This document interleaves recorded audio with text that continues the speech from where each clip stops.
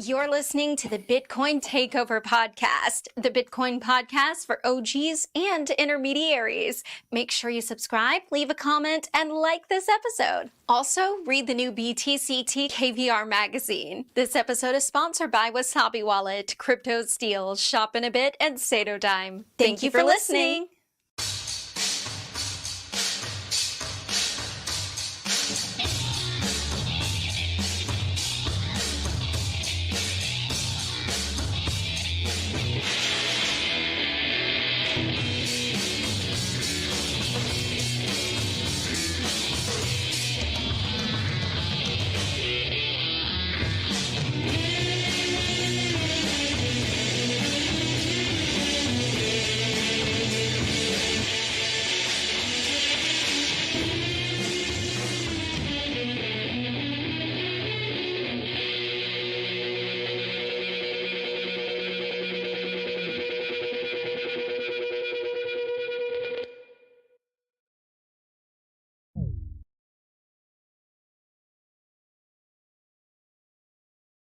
I did the intro and I was muted, so let me try again. Hello there and welcome to the Bitcoin Takeover Podcast. I'm Vlad, your Bitcoin influencer's influencer, and I took this catchphrase from Sztorc, who used to call himself your Bitcoin expert's expert.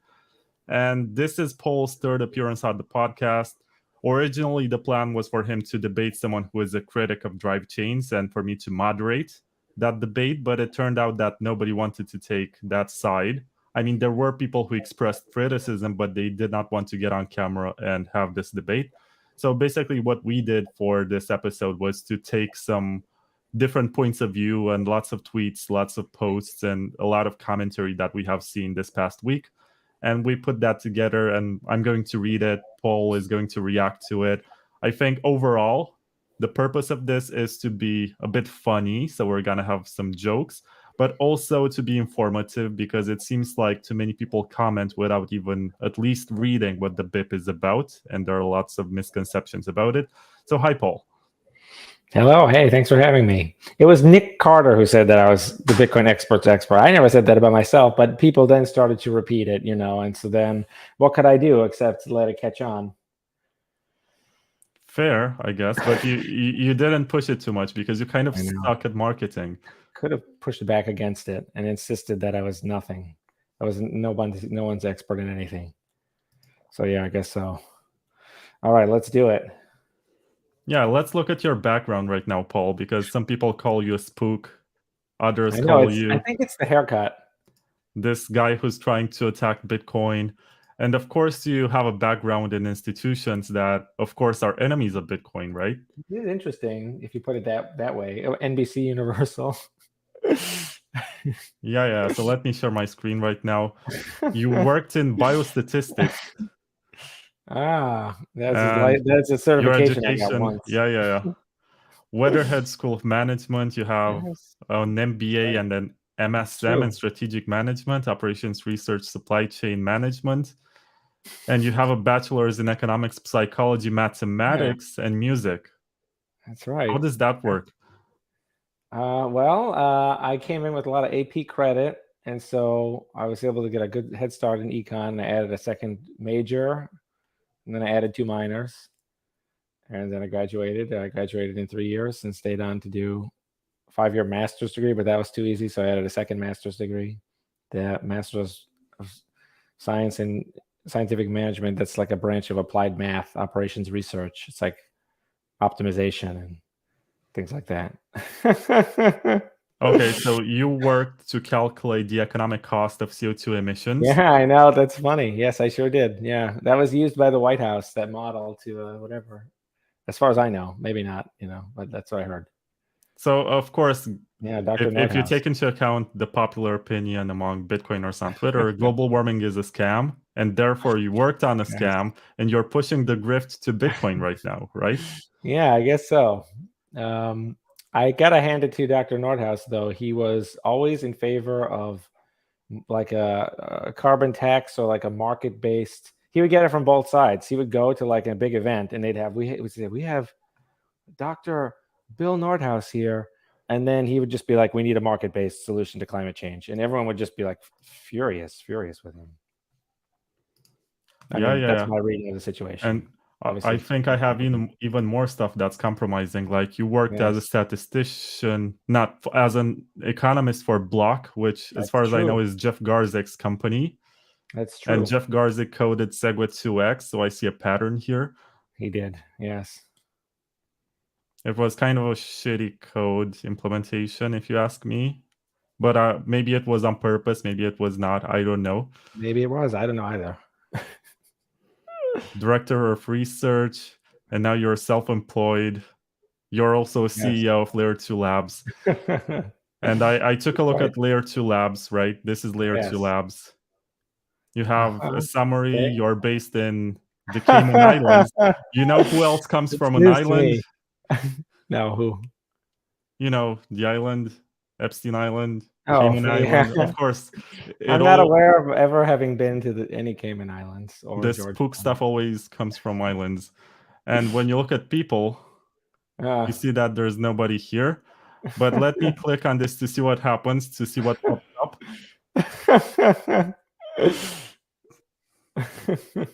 Okay. Yeah. So this is a question that I got a lot, and Predator in the chat it. Is Paul willing to disclose who participated Yes. in Layer 2 Labs' $3 million venture funding round? No, but because that is, of course, not anyone's business. But those, maybe I'll ask them if they want to disclose themselves. But they're all Bitcoin. None of them. There is no venture funding. So I don't know. Maybe normal people don't know the difference, but venture funds like a specific way of raising money. But this was just OG Bitcoiners that have a lot of. They just have a lot of money, so they're not VCs. Is Roger part of the funding? Well, since you bring up that video, I feel compelled to tell the truth, which is no. But now I also feel like if I say no, then I'm just, by process of elimination, eventually giving away the list. So I feel like that's not. But Roger was not an investor in Layer 2 Labs. You said was not, as in he could be right now. He was not, and he still is not. I honestly don't really know why he isn't. But of course, as I think we all know, he did start to diversify substantially into altcoins, and in particular, he went big into Bitcoin Cash. So I don't know. I have no idea if this is the case or not, but I would guess that he would not necessarily want BTC to defeat Bitcoin Cash at this point. So the idea of Bitcoin gaining the ability to copy any altcoin, including Bitcoin Cash, that probably would he might think of that as eating his lunch or what have you. So my guess is that may even be his worst nightmare. I don't know. Or maybe he just wants Bitcoin to do well, so he would actually like it. But he did not. He did not. But yes, of course, that's mostly no one's business, obviously. This is a very personal note right now, and it's live. But when I first interviewed you 2 years ago, you were much more pessimistic, and you were like, yeah, so this is the best solution, but hopefully someone will figure this out in my lifetime. And you're so, I guess, pessimistic about what? The odds of BIP 300 and prediction markets and stuff, like. What's actually happened is I think I didn't realize that. I thought that everything else in Bitcoin was going well, but then I looked more into what everyone else was doing, and it really sucks. So I have kind of like the best thing by far is my like, I didn't think so for example, just like, this is all public knowledge, but people started to this trend. I did this post about lightning limitations like more than a year ago, and then people started doing like lightning limitations videos with like all the elite people. And then at TabConf last year, Matt Corral gave a talk that was just called like lightning is broken or whatever. And it's just like, so I don't know, like that's just giving you a flavor of. So I was like, oh, actually I should probably do a little more. Yeah, I know you did lots of Twitter spaces and you tried to have debates, but it seemed like every time you were doing it, and I think at one point I joined to listen, and I think it was too much of an echo chamber in the sense that you had your advocates, you had people who already know what this is about, but you didn't have many critics, and it seemed like everyone who wanted to debate was finding excuses not to, for some reason. Well, we always It was also hard for say, me to find someone, so I took a yeah, week. This was supposed to we happen sooner, but it took a week for me to try to realize that find no one will another. do it. Well, that's because there actually are no counter arguments to BIP 300. Well, Or there maybe, are. There's yeah. a guy who actually told me that miners can steal for the simple reason that the amount of Bitcoin that's put into the Yeah. sidechain is higher than the amount of fees that the miners are going to be collecting. And there's also a very good tweet by Zentoshi, and he said something Yes. along the lines of what happens if governments pressure mining pools to act in a certain way. And But that you has to see do more with those, mining centralization than it has to do with drive chains per se. yeah, But and it's those still have to do interesting. with like users of the feature. So I think the idea when we evaluate a feature is, does the feature harm anyone who's not using it? So like, does multi-sig harm you if you don't use it? And if the answer to that question is no, then the feature should be allowed. So that, I think that's the criterion. And the question of whether or not the fees will offset the market cap of the sidechain, that is basically just the long run version of Bitcoin's security model. It's Satoshi's idea that eventually the fees will be so juicy that they will move block progression forward, no matter what the value of the Bitcoin is or the transaction throughput is. So if that doesn't work, then we might as well learn about that now. That may not work. If that doesn't work, then the drive chain idea should be discarded. But you see that, well, another thing you can see is that is a rough math to have to do. Like, will miners have an incentive to steal or protect the chain? But let's say what's the other option? Like someone like Roger Ver, their other option was to go all in on Bitcoin Cash, lose a huge amount of money and achieve nothing, and not get, I mean, maybe they have large blocks on their own network, but the altcoining is also a great way to get all of your money destroyed. So what is the alternative? It may be something bad, but really it's a huge improvement over the status quo. Yeah, and again, it is the long run Bitcoin security model. So if you think that this is bad, then just wait. Just wait until the subsidy continues to have. That is what we're looking at in Bitcoin. Yeah, I think that's a useful debate to be had.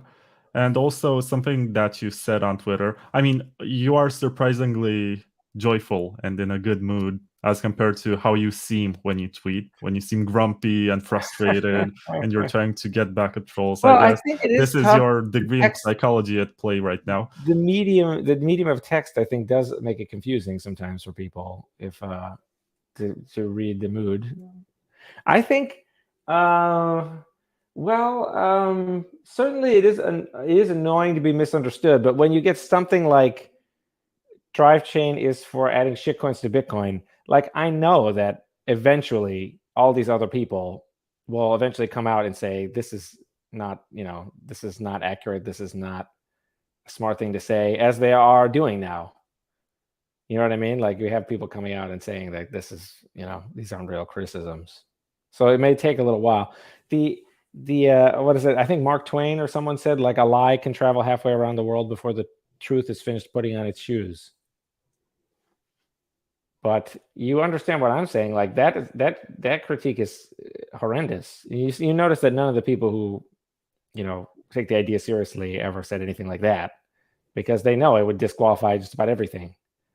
You can issue new tokens on Liquid. You can issue new tokens on Lightning. That's what Taro is. So you have RGB, you have ordinals. So everyone knows that it's not true.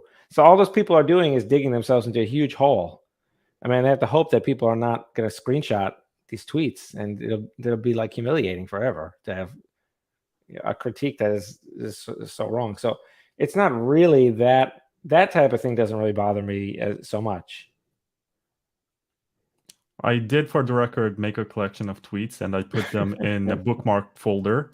I'm not sure if they're called tweets or posts or X's or whatever.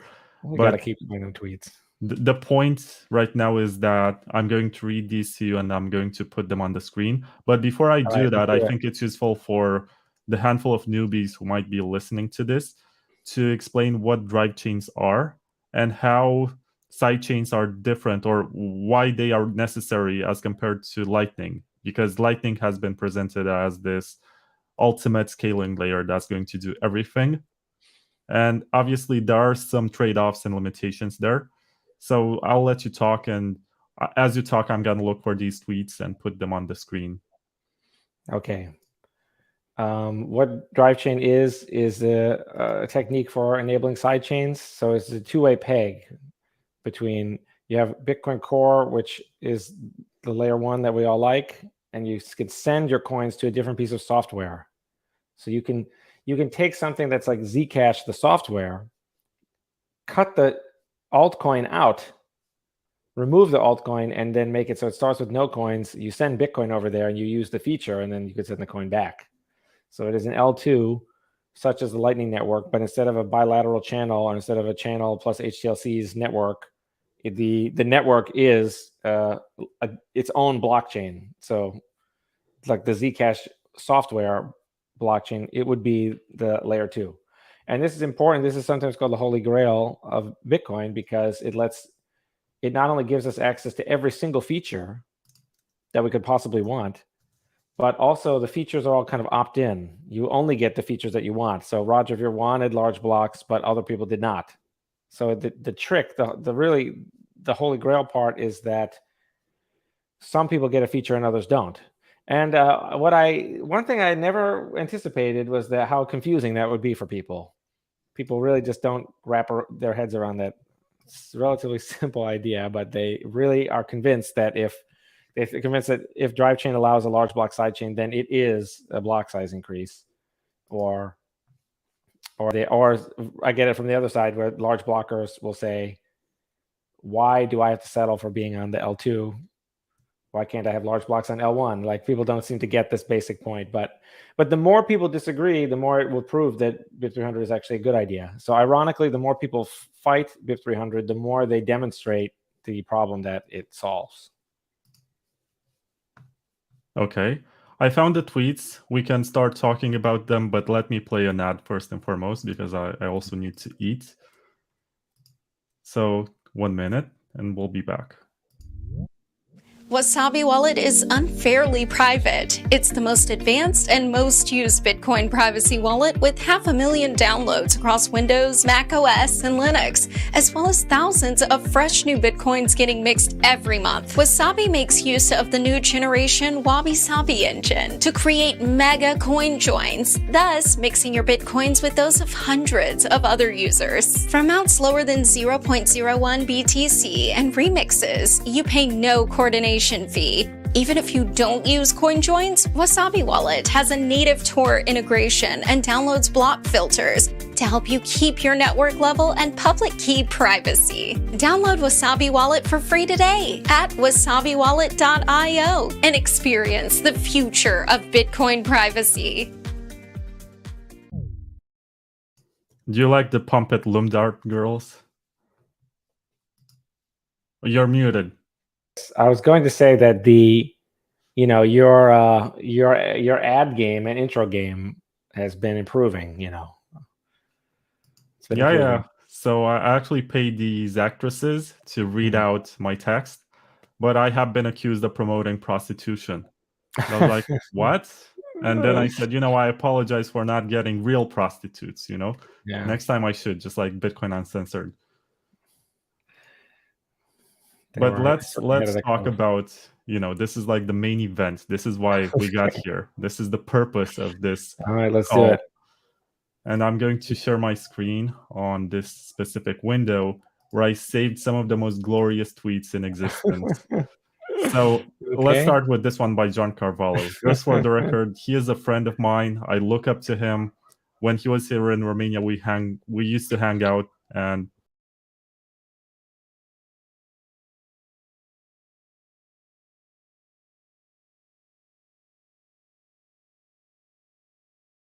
well, So I mean, I don't know. Like again, like I get these weird comments, and I don't know, like, are they? Is it like rhetorical question or what? It's like the two-way peg is, it's kind of like a Mystique, the X-Men. She could turn into any person. So Bitcoin could turn into any person. So now there's no need. Or these I use that image where they say 20 years later, and all these things fit in your pocket, and the guy holds up a cell phone. Behind him, there's like a boombox, there's a video camera, etc. Typewriter. So it's kind of like, why doesn't anyone sell digital cameras anymore? Because they have a phone instead, and the phone has a camera. The camera that the phone has is honestly just much nicer than most digital cameras, standalone digital cameras anyone's ever bought. No, I disagree with that. But then the question is like, what would happen to digital cameras if they added support for touch screens and Wi-Fi and 5G? Oh, Kind of they like have it's that. become a phone. Yeah. It's part of the evolution.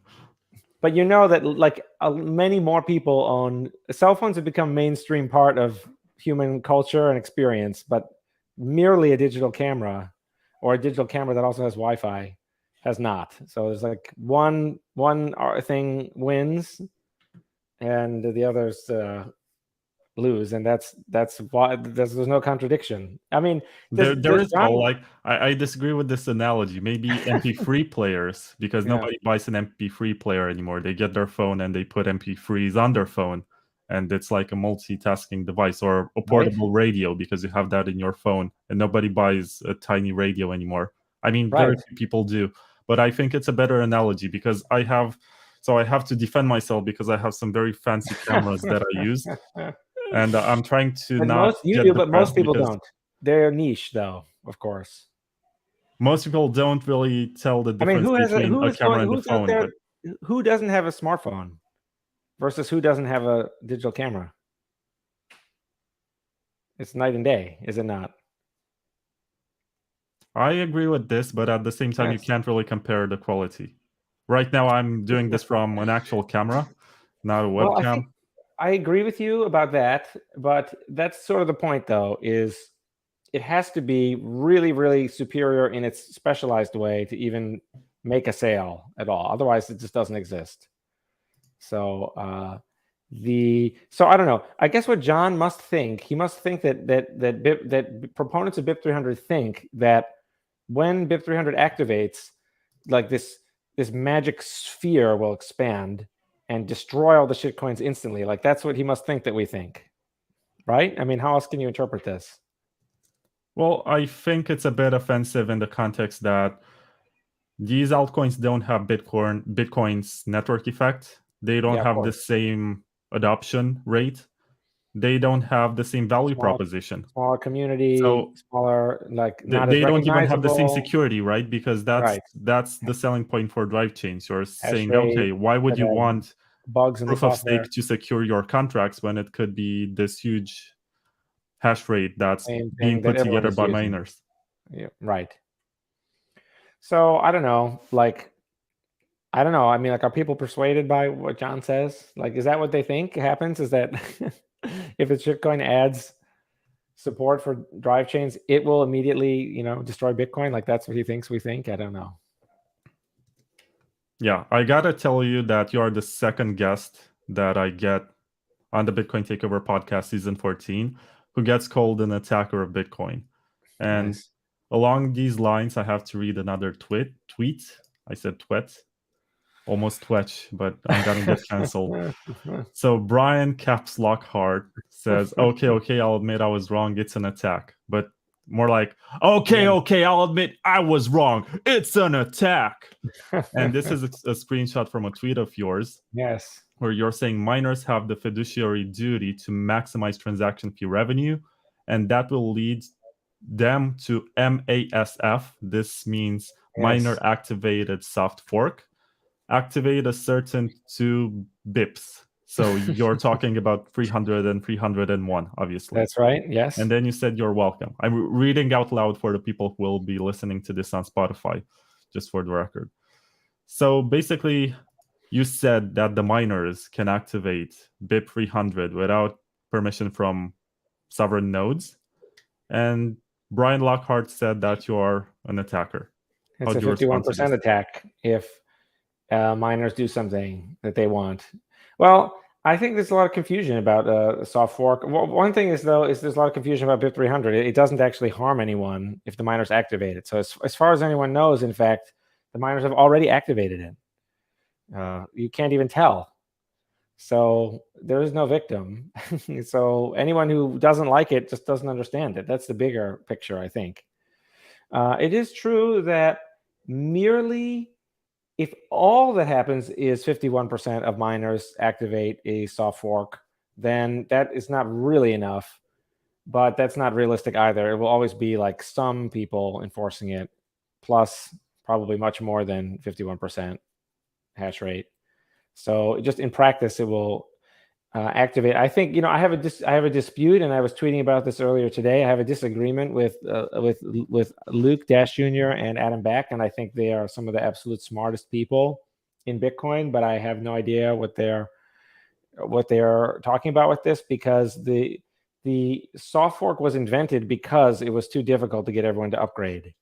That was the whole reason. Horizon Detra. That was the whole reason it was created. And so now there's a modern idea that says every single person must upgrade, or it's whatever. It's not a soft fork, it's a 51% attack. But I mean, that's just not true of like any other soft fork that is ever activated on Bitcoin. So it's just not true. And people learned all this stuff from other people on Twitter. And I lived through it personally. But I think, you know, Adam and Luke are of course very smart, and they believe this view. But I posted a huge thing with bullet point after bullet point about why I don't think I just don't think it's accurate description of what happens. So the sovereign nodes, the nodes don't lose any sovereignty when they are 51% attacked in this way. They still enforce all the rules they were enforcing before. It's as if nothing had happened. So they don't lose any sovereignty. It's all just a misunderstanding of what the soft fork does. Now you've become well, now you're back. You disappeared and then reappeared. Yeah, I experimented with plugging the charging cable in the camera, and it seems like it cannot run while it's charging. Interesting. And I don't want to get into a debate why a phone would have been any better. I was going to say. But is there anything you can do about your video? Because it seems like I can see you on Jitsi, but I cannot see you on the live stream. There's just a P.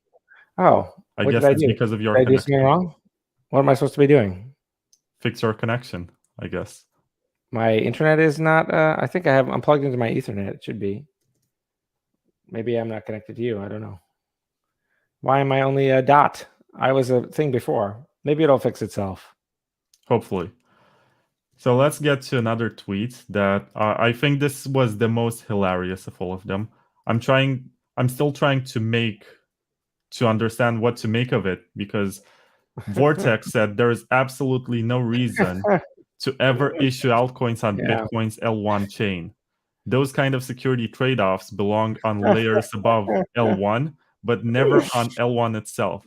There is no way BIP 300 is happening. And this one got 419 likes, I know, 71 retweets, 53 comments, and a lot of people. So I used to look up to Vortex. He used to post some really interesting technical content, but he came up with this, and I basically, so let me show you what my comment is under his thread. This is a shockingly just weird how much tweet. time did you spend researching the topic? 30 seconds? 45? Holy shit, a whole minute?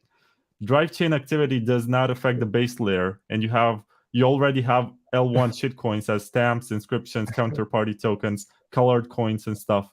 Until next time. And I actually got an approval from Michael Tidwell, who is the co-organizer of TabConf, who said, I'm happy someone said it. But what should I make of this? He says there is absolutely no reason to ever issue altcoins on Bitcoin's layer 1 chain. These kind of security trade-offs belong on layers above L1. And, you know, drive chains are L2. Every single sentence, every single clause in every sentence is like 180 degrees backwards of the truth. You know, it's almost like a troll. It's almost like he mistyped the last sentence when he meant to say BIP 300 is happening. You know what I mean? That is almost like the only way that it would make any sense is it was a pro BIP 300 tweet, because I don't understand why there would be like BIP300 puts stuff on L2. If there is any new token issuance, it's on L2, and if there is like every single part of the tweet is incorrect. Yeah, I don't know, but I think this is one of the most popular tweets on the topic, and I'm super puzzled. I'm trying to figure out. Yeah, I know. I don't know. Why? I think it's well, maybe you should ask him. I went on his show many times, like in 2016. It was fun. Yeah, I don't know. I honestly have no idea. I think it's just people, they get the information from Twitter. Yeah, but it's super ironic, right? We take pride as Bitcoiners as being this crowd of people who don't trust and verify.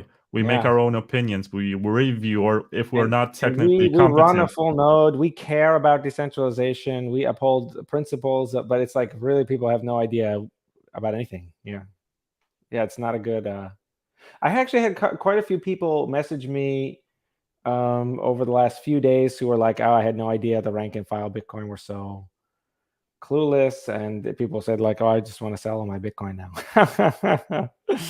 So hopefully people don't do that, but yeah.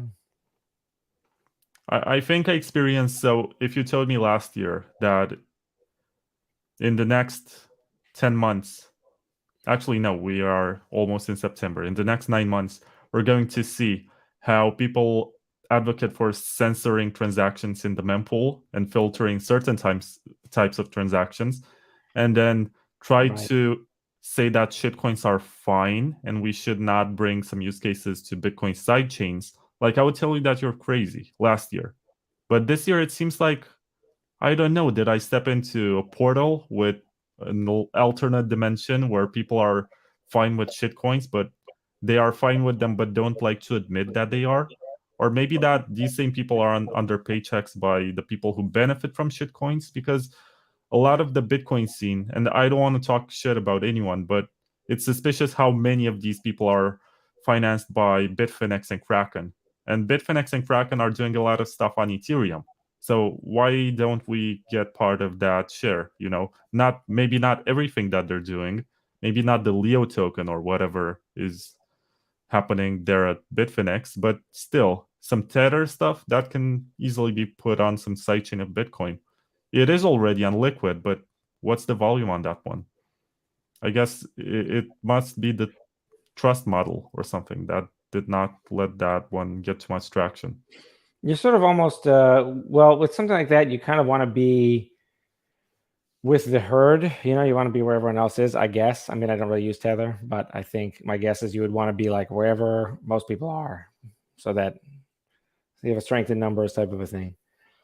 But yeah, I know. I think it's all baffling. I think partially it's just normal group psychology of just forming the cult that becomes more and more insular, and that will eventually just cancel everyone in it. And I think that, yeah, I think it doesn't really make any sense. I mean, BIP300, I think it is just too good of an idea.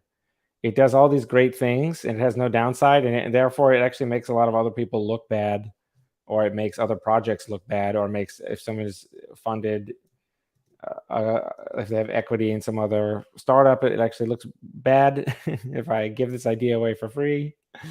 So that's just like the reality, I think. And I don't know exactly the misconceptions are all not valid, you know, because I'm happy to discuss them all till the cows come home. But if you go back to the November 2015 post, you can read that I anticipated all the valid objections, which I just referred to as basically misunderstandings.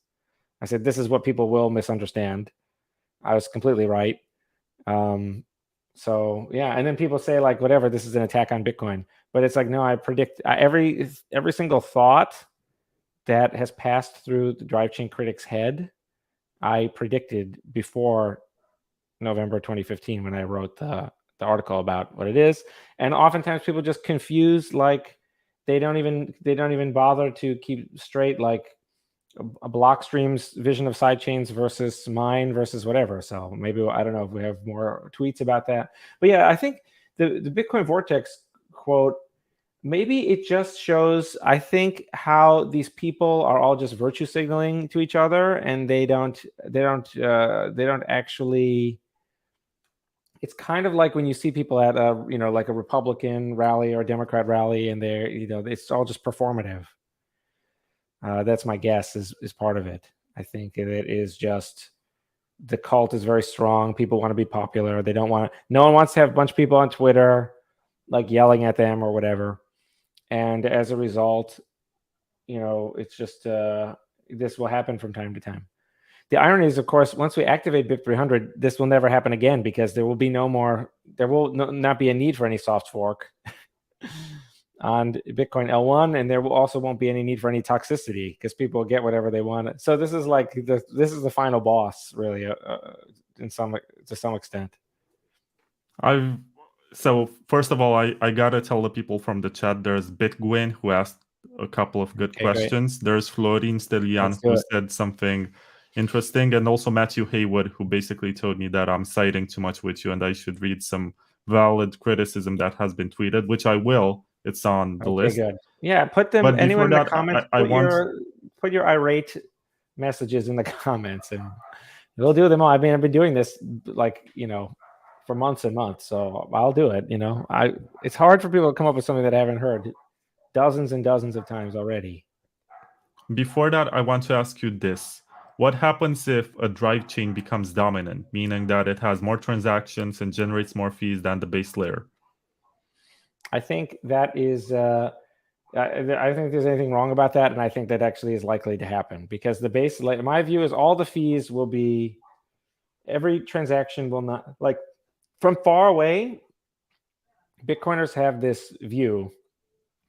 In the future, Bitcoin will be the only thing that there is, and you'll need Bitcoin to eat, and you'll be happy to pay $50 or $100 or $1,000 per transaction, thousands of times per day, 24/7, 365. So a lot of people believe that, and if you believe that, then my advice is, good luck. But yeah, but you're not supposed to spend your Bitcoin, right? You just, of course not, buy it and hodl. You never spend it. The higher the fees go, of course, the more people will try to do like batching and they'll do like bar tab type things to minimize that. So my view is, and people can disagree, but my view is the fees will always be like, on the sidechain, they'll always be like 2 cents to 25 cents or maybe 50 cents. And on the main chain, they'll always be like 50 cents to maybe like $2 or $3 per transaction. That's like the limit. And so the only way to actually get the total transaction fees up is to increase the quantity of transactions. You bank a small amount each transaction, and you need many transactions to move the fee revenue up. A lot of people think that it's wishful thinking. A lot of people just think, oh, and they point to things. They point to these silly things. They say, look, there's a wire transfer. Someone spent $75 for a wire transfer. That's because they had no other option. But in the future, there will be WeChat Pay everywhere. There will be Venmo everywhere. And there will be not only Bitcoin, but Bitcoin sidechains and altcoins and altcoin side. They'll all be everywhere. And we'll be looking at a price of $0 for those things. So no one will send a $75 wire eventually. People only do because the legacy banking system hasn't been replaced by crypto. But once we replace the legacy banking system with crypto, then it will, it'll never be $75 to send a wire transfer. It'll be the same as everything else. Just like when I send a Bitcoin transaction, it doesn't know if it's going to it doesn't know if it's domestic or international. So I'm laughing right now because this might be your Vitalik moment when he said the internet of money should not cost more than 5 cents a transaction. That's kind of ridiculous. And this is your moment when you're saying, yeah, it's not going to cost more than $2 a transaction. Yeah, well, I mean, I'm open to certainly during some times it will be congested, and then there will be the auction effect. But what has always happened is that it's temporary. So it's also a free market, Paul. So there's no way to foresee. Maybe that's a miners will be happy to have the minimum base layer fee for a big block. It's true that the future is difficult to foresee, and it's also true that markets, have prices that adjust, and the prices reflect information, and they're hard to forecast. But just because something is happening in the future doesn't mean that we know nothing about, You know what I mean? Like just about every single thing ever that we have ever bought, everything has actually plummeted in cost in terms of like, wage hour, time, price, like how many days an average person has to work. So if you strip away the veil of money, the inflation, and you only look at the real price, everything, whatever, copper, automobiles, computers, furniture, DNA sequencing, everything has plummeted in cost, and transacting is certainly not going to be an exception to that rule. It will plummet faster than average. Okay, let me play another ad, and then I'm going to read the most interesting tweet. If you ask me, that's the most interesting one, and then I'm going to the chat because I see that the comments. Did we ask though? Did we fully address the idea that what if a sidechain becomes too big? My view is that that's fine, and my view that's a good thing. And my view is also that you should not compare that to what we never had the sidechain at all. You should say, what if there's something that's big and then there's an altcoin that's much bigger and becomes dominant? Well, in that situation, Bitcoin would be in peril and it would be in danger of going to zero, which I guess is something else we should talk about, which is the modern myth that Bitcoin is irreplaceable, which I hope that Bitcoin is irreplaceable and unkillable. I hope that that's the case. But I think it's extremely naive and foolish to bet the farm on that, which many people are now doing. And they're doing it in the worst possible way. They are, in fact, the ones holding a gun to Bitcoin's head. And it's night and day from what it used to be only a few years ago, when everyone would say Bitcoin is an experiment. It can always go to zero. Now we have these new people. A lot of it is, I think we could tell an interesting story about dishonest reasons why people might be pushing this irresponsible and reckless idea that Bitcoin has already won, an idea that I don't think is shared by any of the technical elite or even most people who have been around for a long time. But we can get into that. But I think the contrast is, if something is more popular than we want it to be, what you really want it to be is a BIP 300 sidechain of Bitcoin, because then it can never kill the Bitcoin layer 1, since it requires that in order to exist. Just like a Lightning node requires Bitcoin layer 1 to exist. And you don't want it to be an altcoin either, kill the entire Bitcoin network, the whole coin, or kill the whole project, if that thing is big enough to become dominant. So there you go.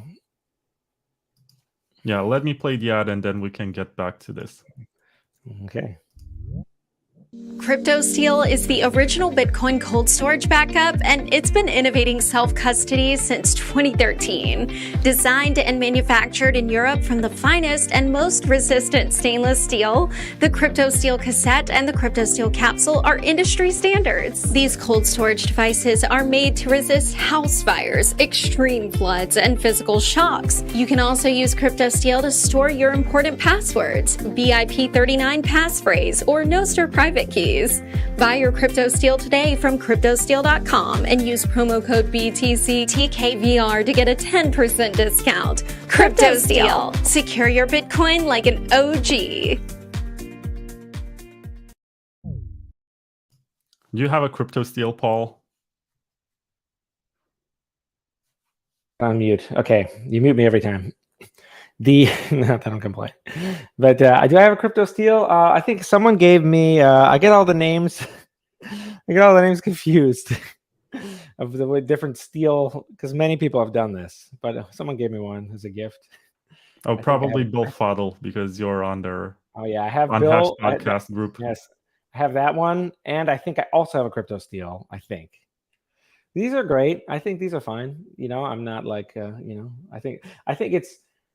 think it's interesting that the Bitcoin community has evolved in a way that it emphasizes wallets so much, because it's like one of the few things you can do, which I think is unfortunate. At the same time, so one of the reasons why I think I'm supportive of any idea or implementation for sidechains is that you can onboard people into storing their coins in cold storage. That's not something you can do with Lightning. That's not something you can really do with Arc. It's more like a workaround. And Right. I think that it's a bit selfish the way some people think that we're going to onboard the entire world into the Lightning Network, but that limits their possibilities. And I also don't like the ideas of FEDI and stuff. I mean, I understand why it exists, but at the same time, why would you want to get the third world to onboard in an inferior, way with a different experience? Like, I want everyone to have the ability to do cold storage, to have all of these cool tricks that we are doing right now. And probably sidechains are the best way to accomplish that. And that's one of the issues with Lightning. You cannot do it. You cannot do cold storage with Lightning. It's fast to spend. It's great to receive payments with it, but it's not for long-term storage. Well, it also has a huge onboarding problem, which is to onboard everyone to the Lightning Network, each person who joins needs to have a multi-signature output on L1. Whereas in sidechains, you can just have one person send a bunch of coins over and then onboard people over there, which is sort of what you were saying. Now, again, like it's not, I don't know if this, I'm not saying that the BIP300 sidechain is the absolute perfect idea. And in fact, it might not work at all. But I do think it it definitely has so many positive attributes relative to what we currently. It should certainly be tried, especially because it has no downside or risk to the people who aren't using it. Other than, of course, our attention and stuff, and code review is hard and things like that. But I'm happy to do all that work, or whatever, go through the process as I have. Let's go to the comments section for a moment, because yeah, let's see what have we got. Waiting. He says, I'm BitGwin, or BitGin, says, I am generally supportive of BIP300, but interested to hear an expanded answer of greater fees for a sidechain. Specifically, if sidechains were available today, an ETH copy would dominate BTC transaction fees. Then very few bodies could control the BTC miner revenue. For example, Circle, then similar to ETH, Circle could control the direction of Bitcoin, for example, introduce censorship in a hard fork. Nodes could follow an evil hard fork as they don't want to lose their USDC. This is Bitcoin's comment. Well, I think that last part was a little bit of a non sequitur, wasn't it? I mean, so first, with sidechains, we could have a copy of ETH. For a long time now, ETH fees, the total US dollar amount of fee-paying customers, has been much higher, much more than 10 times that of BTC fees. So Ethereum, for usage, is more popular than BTC is. That you could say that usage is fake, or those people are being tricked, or that's just because if Ethereum block time is different and they don't care as much about decentralization, or don't care as much about light clients. You could say a long list of things, but at the end of the day, the fee-paying customers is a reliable indicator of actual. It's like sales, so it's kind of something real. And so, yeah, if we had that, then and if we were lucky enough to just steal all of Ethereum's economic activity one for one, I think we might actually steal more of it, or there could be synergies or something. But assuming that we stole all that, then all those fees would be on Bitcoin. There'd be 10 times as much transaction fees coming from that than there would be from the BTC layer 1 transaction fee, Coinbase transaction, or what have you. So all that's true. But then where it becomes false is it's like this idea that people start to have control over things. So if you issue alts, or if you issue anything, you issue ordinals on, let's say you issue ERC20 on the ETH L2. Well, how does that end up giving you, hard fork control over Bitcoin L1? The answer is it does not. Well, there's another question that I think is important, because Florin wants to know, so sidechains are like another token that uses the Bitcoin main chain? That's the question, but I think he means another blockchain that uses the Bitcoin main chain. Very similar. Yes, there's another blockchain that uses the Bitcoin main chain, and the token over there is Bitcoin, BTC. So it's like, sometimes it's like an ATM, I say. BIP 300 is like an ATM, and you have the world of cash maybe, and then you have the world of the checking account. And you go to the ATM, you put $20 in, you lose the $20 bill, but you get $20 credited to your checking account. And then similarly, you go somewhere else, you go to a different ATM, you withdraw the $20. You lose $20 out of your checking account, and you gain a $20 bill. A lot of people seem very confused about this, which I attribute to just misinformation. I think it is people out there just spreading stuff that they don't know anything, because this is like, square one. So I never would have thought. It's very bizarre. Everyone knew that everyone I talked to knew this at the beginning of the year, but then as the year has gone on, I get more and more basic questions sometimes. So, which is, I guess, fine. But that is the idea, is like you take your you have like 0.13 Bitcoin, and then you put it through the ATM into whatever, a Zcash sidechain, which has no ZEC, no ZEC, it has no Zcoin, but it does have the Zcash software. So you get 13.13 Bitcoin over there, and then you can use it over there. So there's literally no new token. There's no anything. The whole point of having it pegged 1-to-1 is so that no one ever loses any value. It's just impossible to scam. No one gains or loses any value. So you can't have a scammer pumping the token, and you can't have anyone losing their money because it's pegged 1-to-1. That is the whole point. This is for the same reason why you don't have checking account money. It doesn't like float against, the cash that you get in an ATM. They exchange 1-to-1 at par. So I don't know. But as far as I can tell, drive chains are not decentralized, but they can be permissionless, meaning that any group of miners can set up their own drive chain. Is this correct?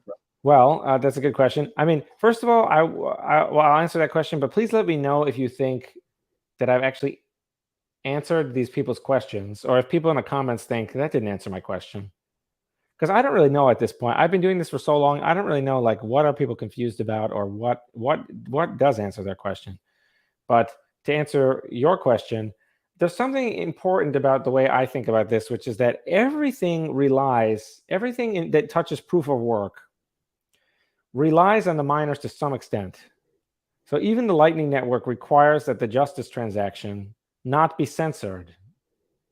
That is absolutely crucial. If the justice transaction is censored from the blockchain, then anyone could just steal from the Lightning Network. You steal from the channels. You move the channel to one extreme and another extreme, and you broadcast the old state.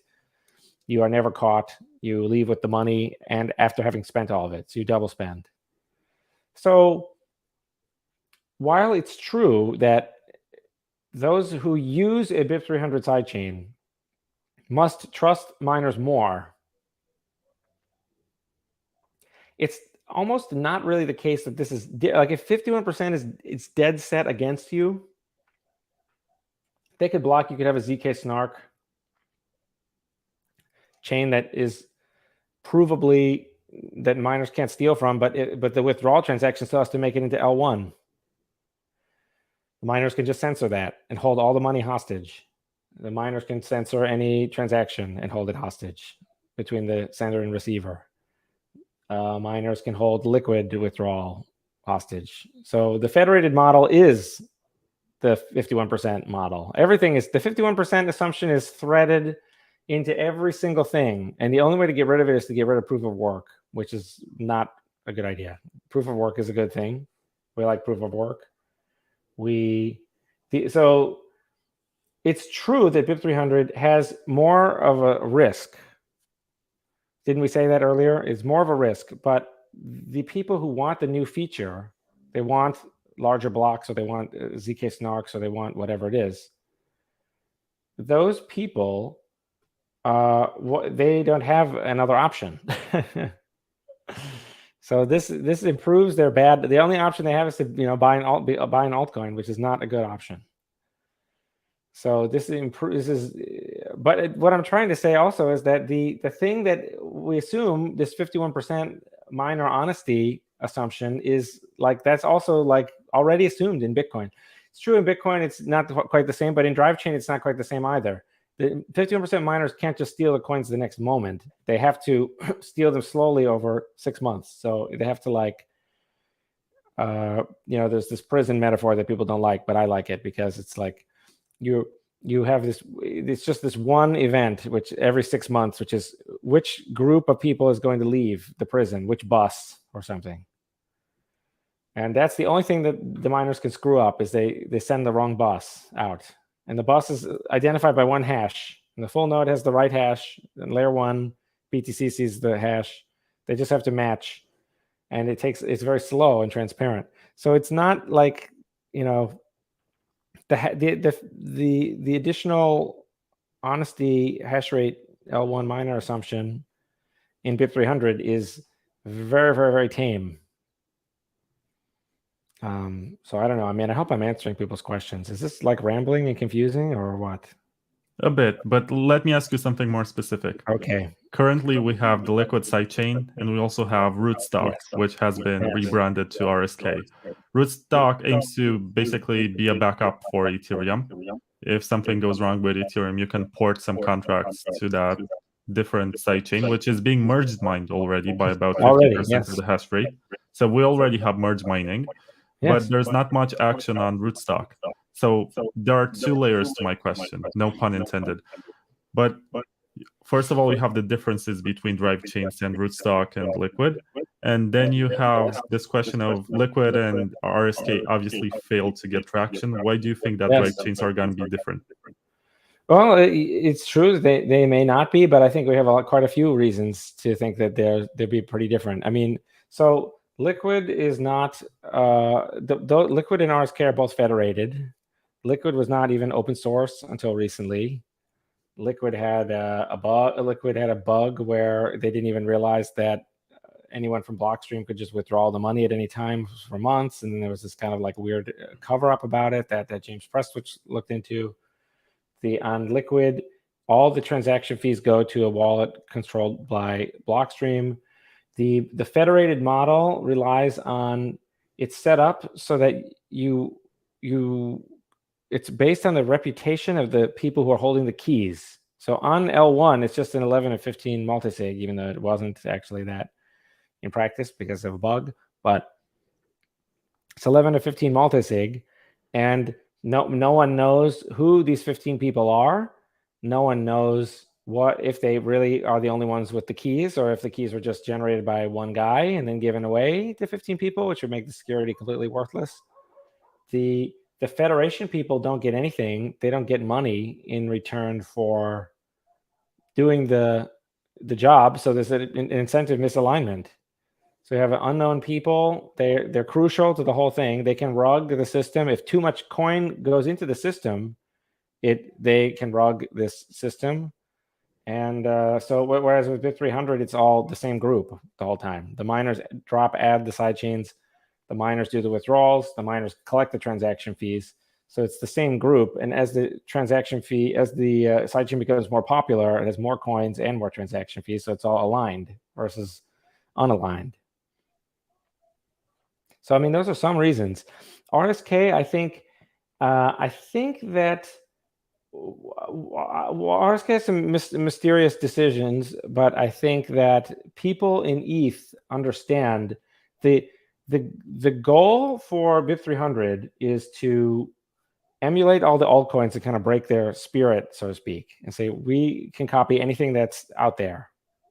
Now, currently, RSK doesn't do that. RSK has their own version of Ethereum that is not exactly the same as ETH, whereas the BIP 300 sidechain we have is an exact copy of the latest Ethereum full node. And what Ethereum, like people who use Ethereum are hoping is they can buy in at a lower market cap, number 2, and get the system to work and then have Ethereum flip in BTC.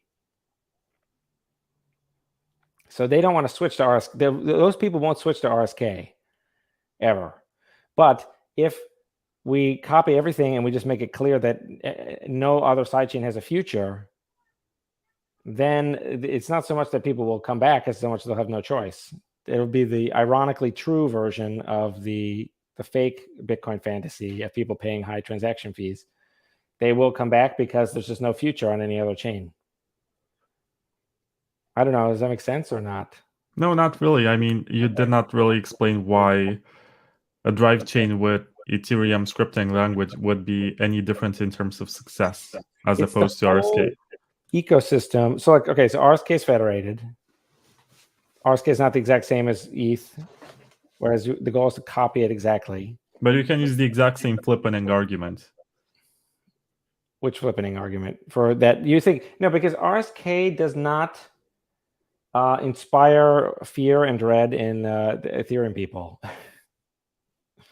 Because it's not a full idea. Each federation, it's not a reusable process that you can use to copy anything. So BIP300 is like it's like an ATM, but it's also like a kind of Xerox machine. You could copy any altcoin or any piece of software you could activate.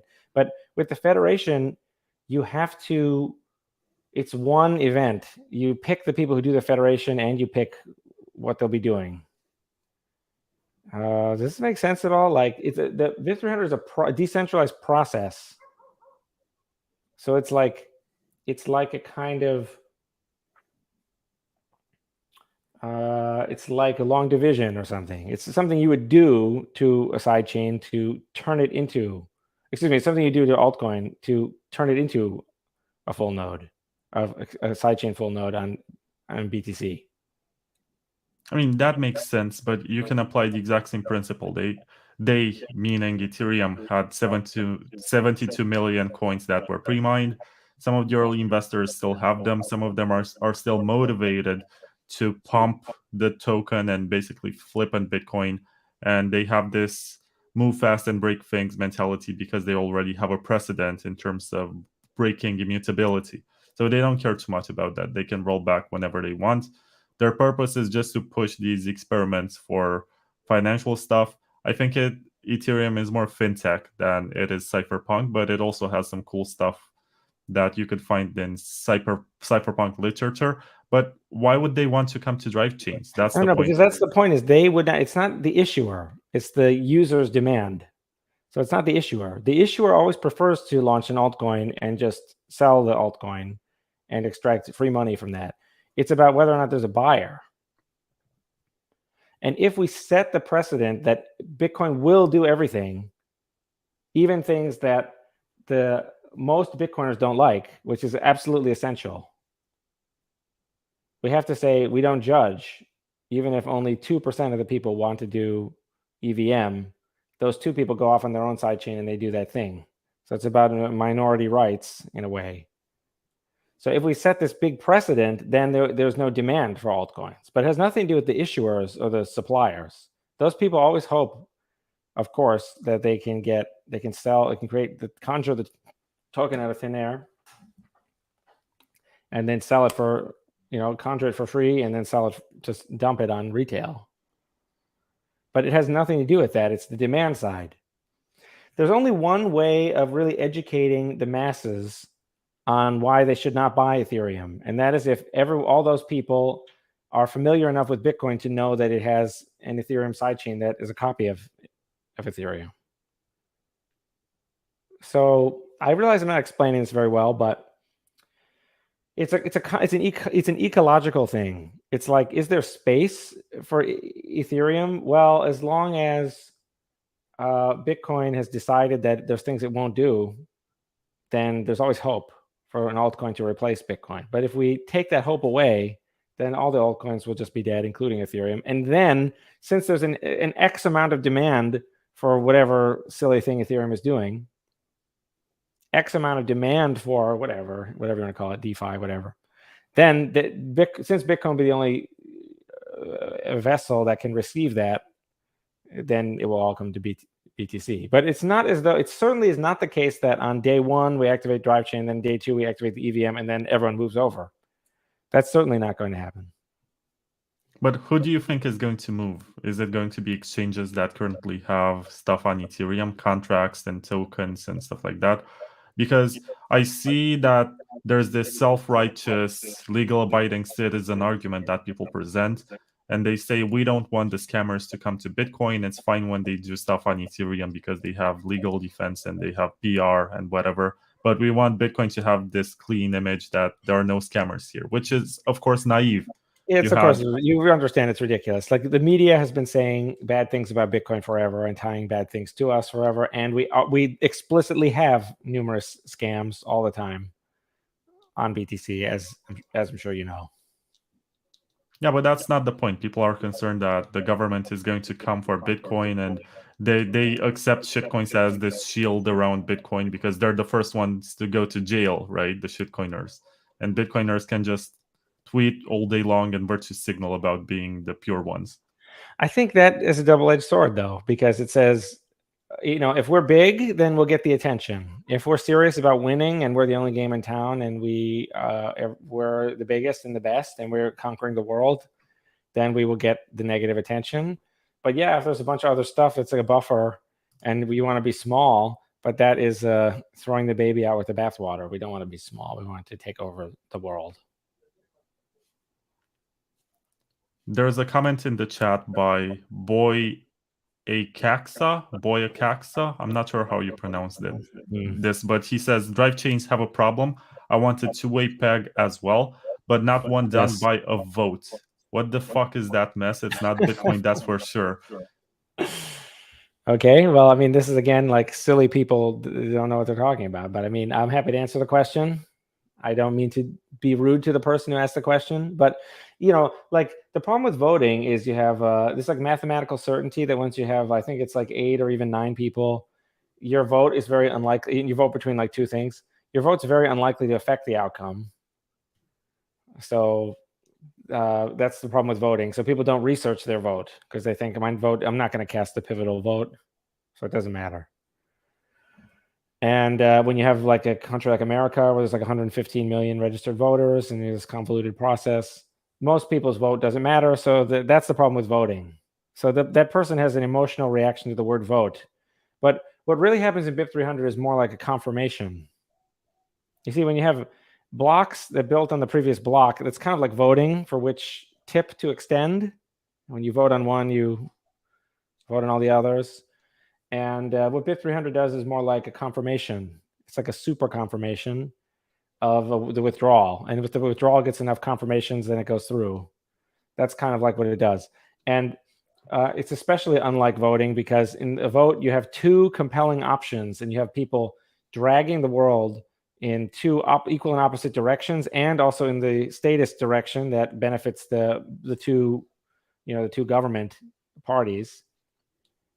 In this, there is no such thing remotely in the slightest. The sidechain node calculates the correct hash. It does this automatically for everyone.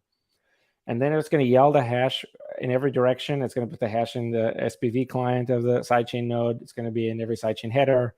It's very easy to find. Everyone can find it. And so there's one objectively correct answer that is not only one answer that is objectively correct, but it's very, very easy for anyone to discover at any time. So it's like if everyone knew, it would be like as if in the United States we have Republican and Democrat. It would be as if every 3 months we put a gigantic sign up in Times Square that said either R or D. And then you had to have some people who would earn more, whose job it was, they would earn more money as long as the R and Ds matched. Their job is to set the R and the D, like whatever, like in Midtown or whatever, in downtown. It doesn't really matter. The point is, it's very easy to find the right answer. No one is honestly benefiting from it being distorted at all, especially because it's a hash. So you can't like change it a little bit. It's either just completely different or it's completely the same. And so they're not. It's not like a vote with lots of different people and lots of different opinions at all. It's like a confirmation. It's the same. Just as it's no more a vote than is Satoshi using the longest chain rule, if that's a vote. And Satoshi has that line in the white paper: one CPU, one vote. So he uses it kind of as a metaphor, as do I. And I use it as this upvote, downvote metaphor because I was thinking of a Reddit score back in 2015 when I designed it. But it is not in any sense like a political vote. There's one right answer. Everyone can find the right answer, and then it's just whether or not the hash that matches that gets 13,000 upvotes or not. And the word vote is, it triggers people, and I understand that, and I apologize for that. But I don't know. Maybe that person doesn't. I would love to know if that person feels that I have answered their question, because I really feel like the sense in which BIP 300 uses the word vote is not whatever they're thinking by a mile. So I don't know. Does that make sense to you, Vlad? Does it make any sense or no? I can tell you that you got to work on your metaphors, but otherwise it does make sense. And I wish, so is there anything specific written on this topic? I know that you have a company right now, you have like a content producing team. Maybe you should write a blog post about what voting means in Drivechains. Yeah, I could. Not you yourself, but someone from the team. Yeah, maybe. We have on layer2labs.com, we have like infographics, which I think are kind of nice. And then you could read the BIP text. And also, one thing that was great, and we're working on this all the time, is the software gets easier and easier to use. Now you can download the software, and it will all run in reg test mode with play money, with just blocks just being found randomly. And if you run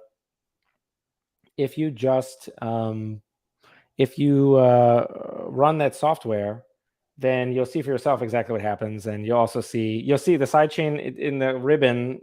It will pop up what the correct hash is, and then you'll see what's happening on L1, and you'll see what it takes for there to be, like, it's not voting between two things. There's only one thing is possibly correct, and when the people introduce numerous incorrect hashes to try and steal the money, they're only diluting the vote amongst themselves. It's like all the dishonest people are splitting the vote amongst themselves. So it's I don't know. I'm not sure if it's if that explanation was comprehensible, but I hope that was. Well, what's the explain it to me like I'm 5 version of Drivechains? Okay, that's tough. That's good. Maybe I should get ChatGPT to help me with that one. I would say it is something like I'm 5. I don't know. I would say like maybe where are your parents? No, I'm just kidding. Well, okay. What does this 5-year-old already know about Bitcoin? Is that a fair question? They use Bitcoin or what? I would say if it was really a 5-year-old, I would say it's altcoins, but Bitcoin only. I would say something like that. So I would not explain all this minutia of how the peg works. You know what I mean? Is that fair or no? I would say this is like it's like you have an altcoin, but you have no coin. You only have BTC. So you have whatever. You have Ethereum's full node software, but there's no Ether. You have Monero's ring signatures. You have Monero's Monero addresses, Monero privacy, Monero bulletproofs, but there's no actual coin. You just send Bitcoin there. So I don't think that I would explain like the minutia of the withdrawal to a 5-year-old, but maybe if they already knew about SPV proofs, or if they knew about Electrum or something, maybe I would give it a try. So Boyacox insists that there must be a better way to do two-way peg than the vote mechanism. Well, again, I think the vote mechanism isn't so bad, but what exactly are they worried about? I would wonder. Like, are they worried that the miners will steal the coins? Because it's kind of hard. It's like they have to do the wrong thing for a long time, many months of having the hash be wrong. It is like a prison where everyone can see you get buzzed through all these gates, gate after gate after gate after gate. Again, the vote thing is more of a confirmation. So would they say it's like, I think a lot of the people, they have a problem with BIP 300, but if you really dig down, they kind of have like a problem with just proof of work itself, which I don't think they intend to have that at all. And I hope I'm not making anyone feel defensive by that. But it's like, how does Bitcoin really work under the hood? There are, the confirmations are measured by your full node, And the confirmation is when a miner has chosen to build on this, extend this blockchain tip. So does that make sense? It's the vote. Maybe it should be replaced with like a trans confirmation or something like that. I don't know. Yeah, I have been hyping this very high quality tweet, and let's make it like this. I'm going to read it out loud, and then I'm going to play another ad, and then you get to comment on it. So All right, we get some cliffhangers here. So first of all, I need to share my screen. I wish there was some automation for this, like to press only one button and go back to my previous setting, but it's an open source software. It's called Jitsi. And I guess if we don't like it, we can improve it. Anyway, Zender CTV at ZND Toshi says, yes. Under BIP 300 rules, 26% of miners can lock coins in a drive chains indefinitely. Imagine USA government mandating Foundry to never release coins from a privacy drive chain. Miners have the option to use alarm, which is a vote that downvotes all proposals. Thus, even if 74% vote in favor, the proposal still does not go through because it can never reach 51% in favor. If there are miners that abstain from voting, then there's a lower percentage needed to lock indefinitely the coins. Drivechain people should understand the risks. BIP 300 introduces voting, a democracy pillar that may come with states trying to influence sidechain security. Voting should not be part of Bitcoin security assumptions. Proposal refers to proposal to peg out coins from a drive chain. And there are more comments. Let me play the ad for Dime, which is a pretty cool way to turn your Bitcoin into cash, like an ancient paper wallet that exists under the shape of a card. And then you can comment on this. So you can take the time to think. Okay. We'll be back. Remember the paper wallet? Ah, yes, the good old days when you printed your Bitcoin private key on an offline computer? It was so fun, but not really easy and totally not secure. Today, we have Dime, a chip card that acts just like your good old paper wallet, but with all the modern security features and top-notch functionality. It turns your Bitcoin into a bearer asset, which you can easily trade in person. Thanks to NFC, you can use the Dime card with your smartphone. Creating a new pair of Bitcoin keys takes just 2 swipes. Check your balance in real time, create multiple key pairs. Whenever you want, you can reveal your Bitcoin wallet's private key with just a single click. The simple, uncluttered interface lets you quickly see if a key pair has been unsealed. Finally, the cold storage you've been looking for. Available now on Dime.io. Okay, Paul, don't forget that you're muted. I guess you sneezed, so bless you. Now you get to comment on Zentoshi's. Yes, this is a good, this is a good comment. Yeah, like, will the problems ever stop emerging?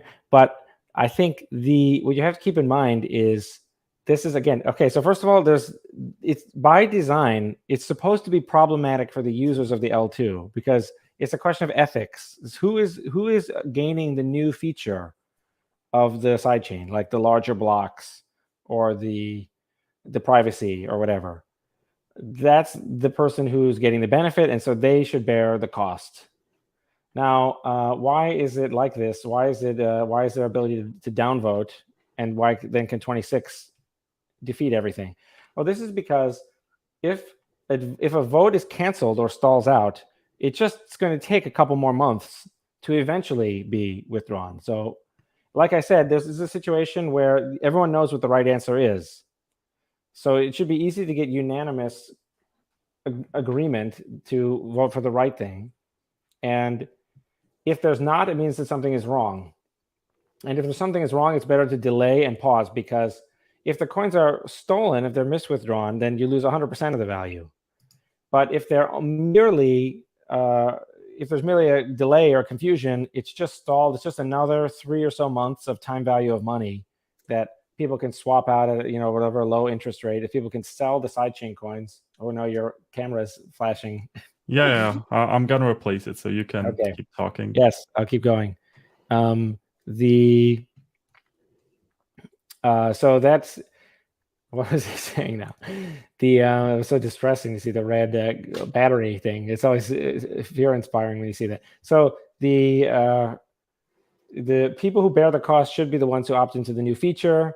It's better to have the withdrawal process fail, which is to say delay for another few months, rather than have it result in a theft. We actually want it to be conservative, because a theft is minus 100%, and the delay is only minus time value of money for a few months. So it's minus nothing, minus less than 1%.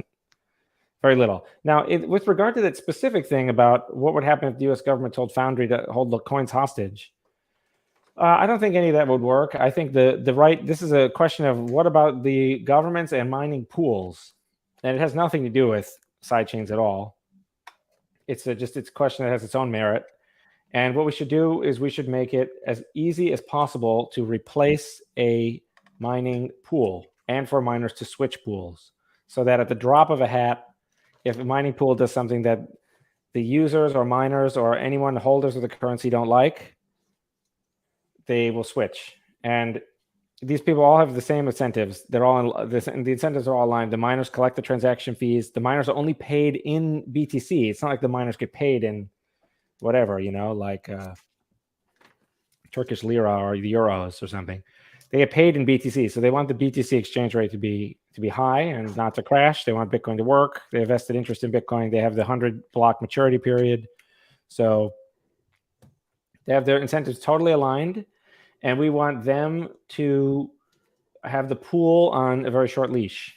So if the pool, the edict comes down, the government edict comes down, and it says the pool must do this, must do a certain bad thing, whatever it is, censor a transaction, censor a list of transactions, censor the withdrawal, kind of in this case, whatever.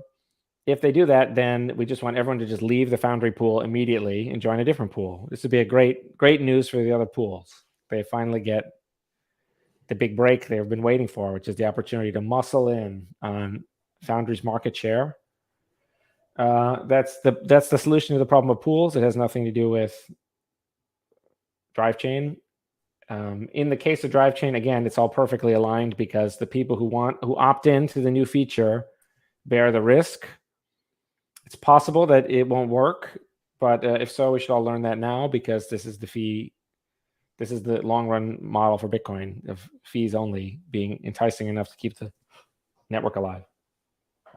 So it's a multi-part answer. He's right about that. He's right that they can be delayed, but delay is better than minus 100%. And the question of intimidating pools should just be solved a different way, which I've tweeted about this publicly, including recently, which Layer 2 Labs is happy to find. If we find the right people to work on like a high performance open source mining pool, like server software or what have you, that is something we are interested in making. We're interested in supporting Stratum v2, although I think Stratum v2 is, kind of sort of overrated and doesn't even go far enough, because what we really want, well, I think Matt Corral tweeted this recently, and I agree. Yeah, that's where I was getting. So Yeah. basically, I'm sharing this tweet right now. He says, if you want to make BIP 300/Drivechain/decentralized sidechains happen in a way that isn't embarrassingly insecure, work on Stratum v2, work on Braid pool, bring back P2 pool. Yes. Without substantial increases in mining decentralization, these things make zero sense. This is what he said, and he got fewer likes than Vortex. I know, isn't that weird? I know. Yeah, well, that's very constructive of him, of course. I think also, though, this is like his pet project, and he wants to shill it, and I think he's right to do so. I think that I finally, after years and years of just being mystified and asking people to define, what do you mean by mining centralization? I finally know what I think at least a few people who are smart are talking about. They mean make it as easy as possible to switch pools if it misbehaves. So I'm in full agreement with that. Full and total agreement with that. I happen to think one of my thoughts is I think that it's quite, and I think Udi replied to Blue Matt to say this.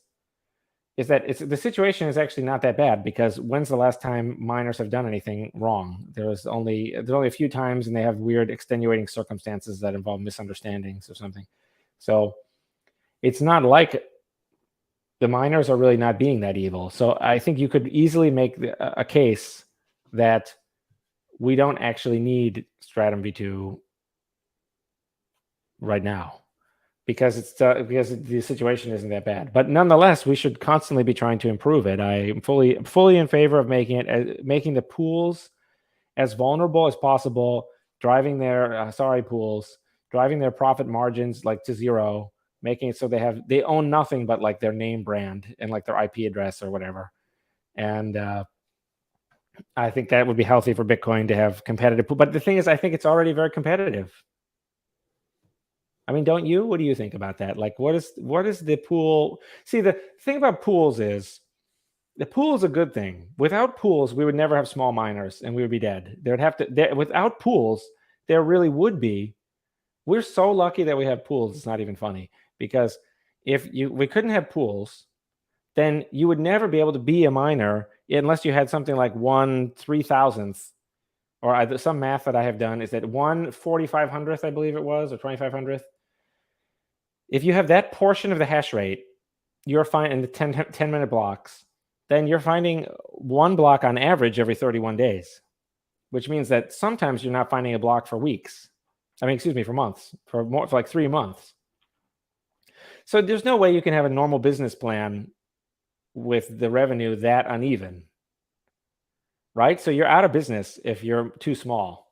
But because of pools, we can have these small miners, and this one variance problem, they can just have completely be solved for them by the pool. And it is very, very easy. You can take a simple ratio. What is the how easy is it for someone who has a hashing operation?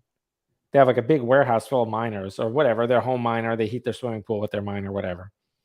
How easy is it for that person to switch from one mining pool to the next? Versus how easy is it for a mining pool to go from not having the customer, not having their hash customer, to suddenly having that hash rate in the pool? One of them, it costs almost nothing, and the other one, in a short time frame, is like an infinite cost, and over the medium term costs millions of dollars. So already the ratio is enormous. It is very appropriate balance, and so the situation is honestly not that bad. And the reason we have pools is because for statistical variance reason. This is why a pool must be like 2-3% of the hash rate for its magic variance reduction properties. It's a statistical thing. It has nothing to do with sidechains or other software, really, or even the miner's costs. It has nothing to do with any of that. Does that make sense? Yeah, you asked me what I think about pools. I actually have an article about it in my latest magazine. That's called Breaking FUD. It's open source. Anyone can download it. I guess I'll put a link in the description. There are also 2 shops where you can buy this, but they're only in Europe and UK. There's LNBit's shop and there's shopinbit.com. And I'm done chilling here, but just for the record, I do have something which explains the dynamics of mining pools and why it's not as bad as people present all the time when they're like, oh, Foundry is so big, they can 51% attack Bitcoin if they join forces with one other pool. They say that stuff. Yeah, at the drop of a hat, the pie chart can change. Yeah, I think if anything, in the last 2 years, we have seen how dynamic mining is. When China kicked out most of their miners, there are still some. There's still F2 pool, there's still Ant pool, but I'm not sure from where they operate. And that's the funny part, because right now I'm in Romania, right? I could be running my own ASIC miner with any pool that I want, but it doesn't mean that I am under that jurisdiction or that I have to follow or comply with whatever they're doing. I can just switch whenever I want. And I wish more mining was like this, but there's also that industrial side of it that is very large scale, and that's much easier to seize and control by governments. Yes, but so mining has all kinds of economies and diseconomies of scale. But maybe we can put some minds slightly at ease if we just point out some things like, for example, it's kind of difficult to hide the physical location of a big mining operation, but it's not impossible. And one reason why it's not that hard is because the actual job, the bandwidth, even if you're running a full node, you could run the full node, the Bitcoin full node, which has these bandwidth requirements. You could run that in like Tokyo. It can be assembling the block, or of course the pool operator can be doing this. And then what is sent to the actual hashers, the actual ASIC chips and everything, is this very, very small file, which is just like the Merkle branch and the Coinbase transaction and the header. This is a very, very, very small file, like whatever, like 200 bytes or something. And so that is small, and that is small enough to fit behind Tor or whatever. So in principle, you can always try to hide the location of the mining rig. Hiding a huge rig that is like of industrial scale that uses a ton of electricity, that's very difficult. But if miners were in the business of seizing mining equipment, then that would every miner would then come up with a plan for, how do I hide my mining equipment? How can I move to a place where people won't know that it's here, or if they do, then they won't be able to take it easily. So the whole thing is honestly quite healthy, I think, and I don't really see. So Stratum V2, happy to work on it, happy to fund it, happy to continue to work towards making it as easy as possible for a miner to switch pools, for a miner to identify that a pool is guilty of something, and try to prove that to other people. At the end of the day, the only bad thing miners can really do is reorg the chain or censor transactions from the L1 point of view. They have no incentive to do either of those things, because when they reorg, some other miner, which is possibly them, is losing money because of the 100 block maturity idea, which is brilliant.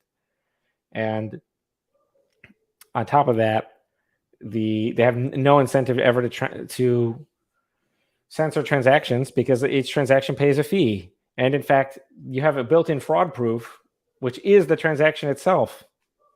If it's broadcast and it's not being included in a block, everyone knows that something is up, and everyone also knows exactly what to do about it, which is include it, and you know exactly what you get. You get the transaction fee as your reward. It's a perfectly self-fixing, self-healing equilibrium. So there really is so that was a neat thing from Zentoshi, but I don't think it's a problem for BIP 300. Yeah, so let me show you this, because I think Jameson Lopp and the critics are going to be like, of course he's into drive chains because he was a big blocker, right? But he says, at what level of hash power distribution would you consider BIP 300 to be secure enough to support mainnet adoption? How would you quantify/measure it? Yeah, that's called and science. Matt Corallo said, great question. I don't know. I don't know if I'd ever be super happy with it. But if you have a lot of miners with no more than 1 to 2% of hash power, small-scale sidechains are maybe reasonable, never large-scale though. This is what he thinks. Okay, yes.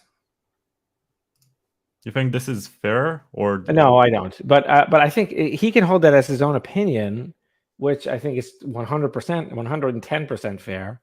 But I think the idea is like each individual person should be pushing the envelope. It's like transactions are different, right? So like there's your cold storage, there's your life savings, there's your retirement, and then there's like the wallet. You walk around with your spending money, like your coffee money. And maybe that's a small percentage of your net worth, but there you like having that on the large block sidechain. So people are different, transactions are different. It's very the real world has transactions of great heterogeneity. They're all different shapes and sizes. So some of them are a good fit for an insecure large block sidechain. Some of them are a perfect fit for that, and they're not a good fit for anything else. And some are, should only be on L1, of course. I think everyone agrees with that. Some should only be on like a ZK snark privacy, like extremely subversive transactions or darknet market purchases or whatever. privacy activists or anything sensitive, subversive, political, whatever, maybe those people would want, maybe those people should only use the privacy sidechain and they should not use something with the public blockchain, public UTXO model, or whatever, TXID model, chain analysis model. So it depends. It's all different shapes and sizes. The idea of declaring that something is good or bad is a fallacy. It depends on the situation, is my view. Yeah, there's also a very good argument by Matthew Haywood, works at Blockstream, and he was in the chat, I guess, a few minutes ago. I hope he is still here. He sent out this tweet, which contains his, I guess, list of criticisms. Let me share the screen. Okay, great. I had a disagreement with him before we started recording, and that's where I told him, just calm down. We're going to do this live stream. I'm going to read out loud everything that you have to say. So he says right now, we have no idea how incentives and such sidechains could affect Bitcoin. Are the following still relevant to Drivechains, or have they been addressed? Do you know that? Can't remember the source of these, as it's a few years old notes I made. So these are basically Matthew's notes. I'm going to open them. There, it's too zoomed in. Okay. The need to soft fork Bitcoin undermines the aims of weak coupling and opens up the potential for external incentives and political motivations to impact Bitcoin's own incentive model. Although it may be possible to try and mitigate such risks by modeling the incentives of miners within a sidechain, it is not possible to incorporate personal and political motivations, unknown competitive advantages, and seemingly irrational behavior into these models, leaving them speculative at best. Okay. The first sentence, I think he could be referring to one of either two things. Either this is a misunderstanding of what it's like to activate each sidechain, or it's the first sentence is only talking about the need to soft fork BIP 300 in the first place. In which case, I wholeheartedly agree with him that that causes a giant kerfuffle temporarily, and then it will activate, and then it will be over. Or something else will happen, of course. Anything could happen, but so I think that's what he's talking about. But now you have removed the rest of the paragraph. So can we bring it back or no? Yeah. I just wanted to focus the camera on you. I'm also like a show director right now, so excuse me. So you can see it now. Yeah. Okay. Although it may be possible to, impact Bitcoin's own incentive model. But you see, Bitcoin's incentive model is not, it's pretty simple. It's just you follow the nodes, follow the rules, the blocks follow the rules. Every transaction is, checked for validity. Miners minimize their costs and they maximize their revenues. And so even though Bitcoin itself is this very complicated thing, the incentives are not that complicated. And so is he suggesting that because a sidechain exists, miners will stop caring about maximizing their layer one transaction fee revenue? They get the layer one transaction fee. If a transaction pays a $5 fee, that's a $5 worth of incentive for them to include the fee. That's the case kind of no matter what happens in the outside world. Oh, now you've moved the paragraph again. I can't remember. Yeah, there's a mention in the chat by Matthew. He says, No, I meant you assume all miners act logically and according to your expectations. And blocking SegWit soft fork because of ASIC boost, but being okay with it via hard fork is an example of a weird incentive miner that you mentioned. Yes. Not evil, but not predictable. Well, I know that in Blockstream, it's just taken for granted that Greg Maxwell was correct about ASIC boost being the reason why SegWit was held up. But this is a total minutia point, but I'm fascinated by all Bitcoin history, so I'm happy to ramble about this. But there's an enormous amount of evidence to suggest that covert ASIC boost had nothing to do with SegWit activation. So I know a lot of people don't agree, but like one piece of evidence is that if this were the case, that activating SegWit would brick ASIC boost for when this would be worth millions of dollars. then you would think that whenever SegWit actually did activate on August 1st, 2017, that the hash rate would go down. Maybe just a little, but it doesn't change at all. So I don't know why that. Yes, it will, regardless of why it was held up. Yeah, I think the real reason is both more interesting and more almost a better way of making his point, which is that the miners came under the impression that not activating SegWit would help them get a hard fork block size increase. And I think that was a combination of things, including bad luck. One of the things that caused it was not having sidechains in the first place, because we had this dispute of like, what do we do about the fact that some people want large blocks and some people want small blocks, which we didn't resolve, and which was mostly just resolved by saying both of the two sides just assumed, oh, everyone agrees with us. Everyone thinks that we're right. So that was a very immature way of handling that disagreement. But even though the correct side won and I was a small blocker, and you can look up, there's a site where they asked people for comments, and I'm in the small blocker group. So the fact that I even have to say that is a little depressing, but I'm actually in favor of shrinking the layer 1 block size past, not only from where it is now, 4 megabytes, but past 1 megabyte.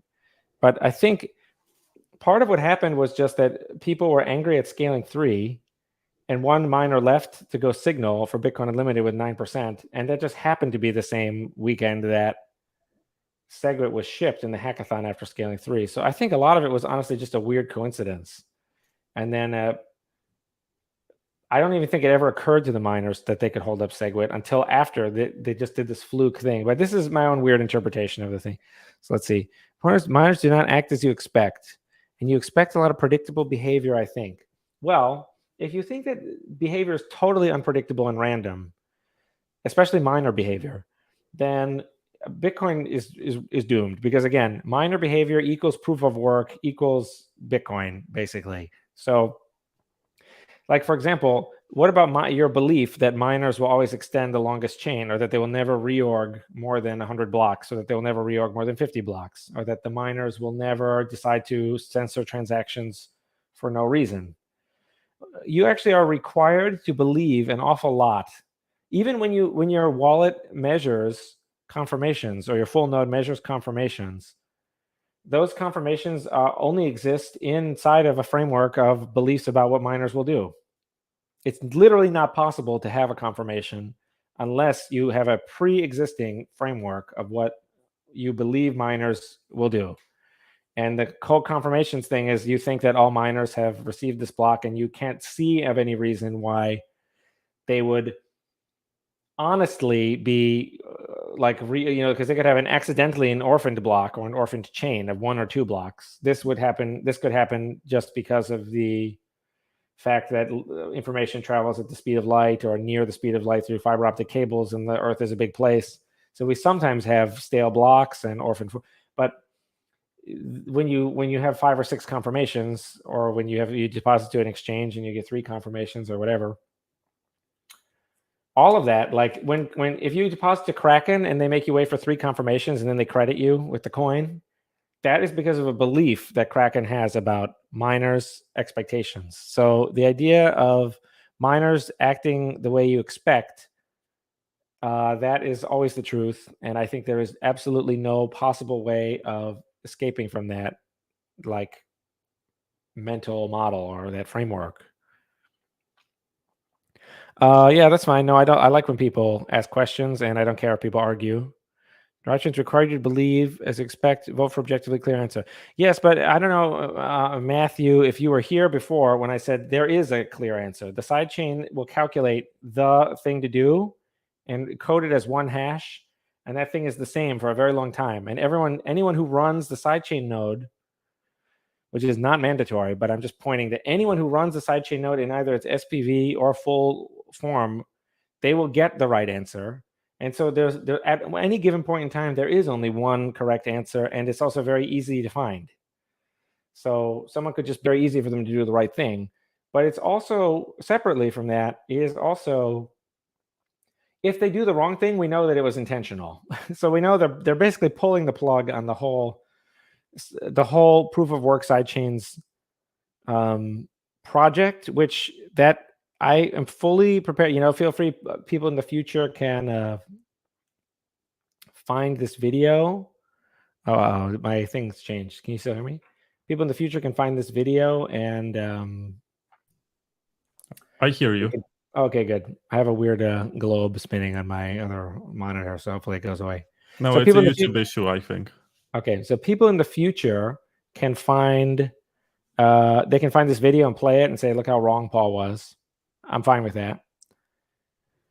But if they will have killed all the transaction fee revenues, and if they do that, then they will also have killed any price appreciation that accrues to Bitcoin from being this multi-token thing that has sidechain properties and features. So yes, and what can a node do to prevent the miners voting no?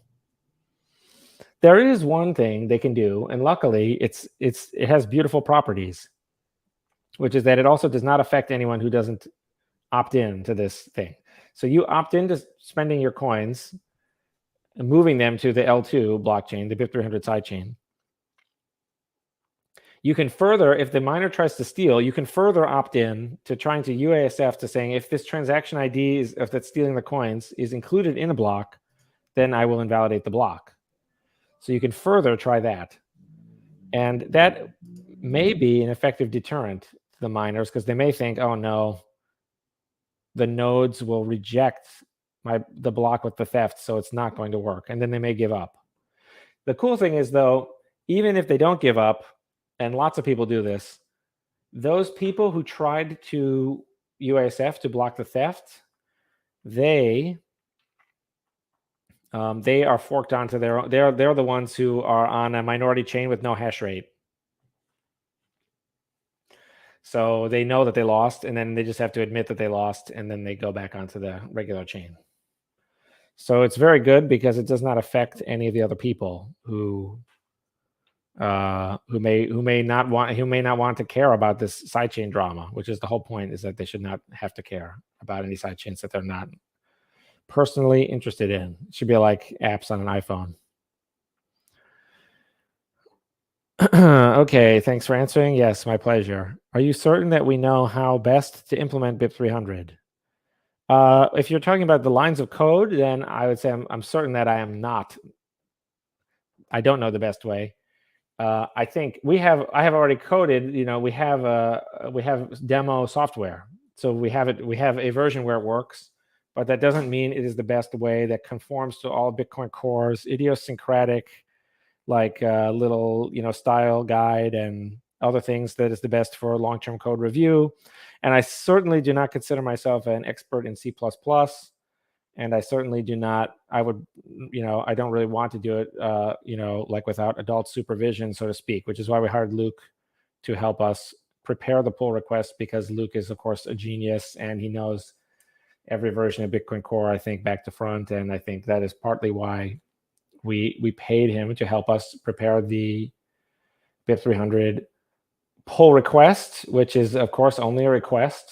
And I think this is a good idea, though, because if people see the actual details, I think if you read the BIP and look at the code, it looks a lot less, it looks very harmless. It's just spending your own coins to a script that unlocks with these super confirmation things.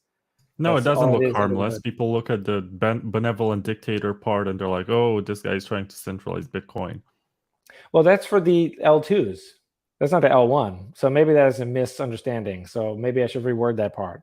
But I think, if I can explain what I'm getting at with that, is that it's much better. Like if you go to a hotel, there's someone who owns the hotel and there's someone who manages the hotel, right? You don't go to the hotel and then everyone sits down and they say, let's vote on how late the pool is going to be open and whether or not we're going to have, how much the minibar drinks should cost, right? Vlad, that's not how it works. Is that correct? It's like a restaurant, I think it's much better. You go to the restaurant. Exactly. You don't, there's a head waiter, there's an owner, And there's a menu. You don't get to decide what's on the menu or how Right. much it And that costs, and but it you works get to great. choose. You get to go to another place that you don't Or to like. another restaurant. Precisely, exactly. So that's what I mean by that. So I hope I didn't trigger too many people in a misleading way with the benevolent dictator thing. But I think usually the benevolent dictator phrase is honestly thrown around in a positive way. It's used to refer to many open source projects are kind of have that phrase attached to them, and I think that is better than that is good, because you want someone who has a vision. I mean, I think that's the best of all worlds, as long, where you have benevolent dictators, but they can't stop you from leaving. I think that's the best of all possible worlds. And not just that, you have options, because that's also Right. what matters. Of course, if you have only one option, they can be like, you can leave anytime you want, but you don't really have a choice. Yeah, it's not a But practical option. Yes, I agree with you. it's like the old town in every European city. You have lots of pubs, lots of restaurants. You get to pick your price range. You get to pick your cleanliness standard, I guess, Yeah. or Of course. Yes. what kind of Is it people you want to have around, yeah, is it a country club, or is it seedy? Is it whatever? Yeah, of course. Is it no frills, or whatever they call it, like unpretentious, or is it pretentious? Yeah, that's the idea.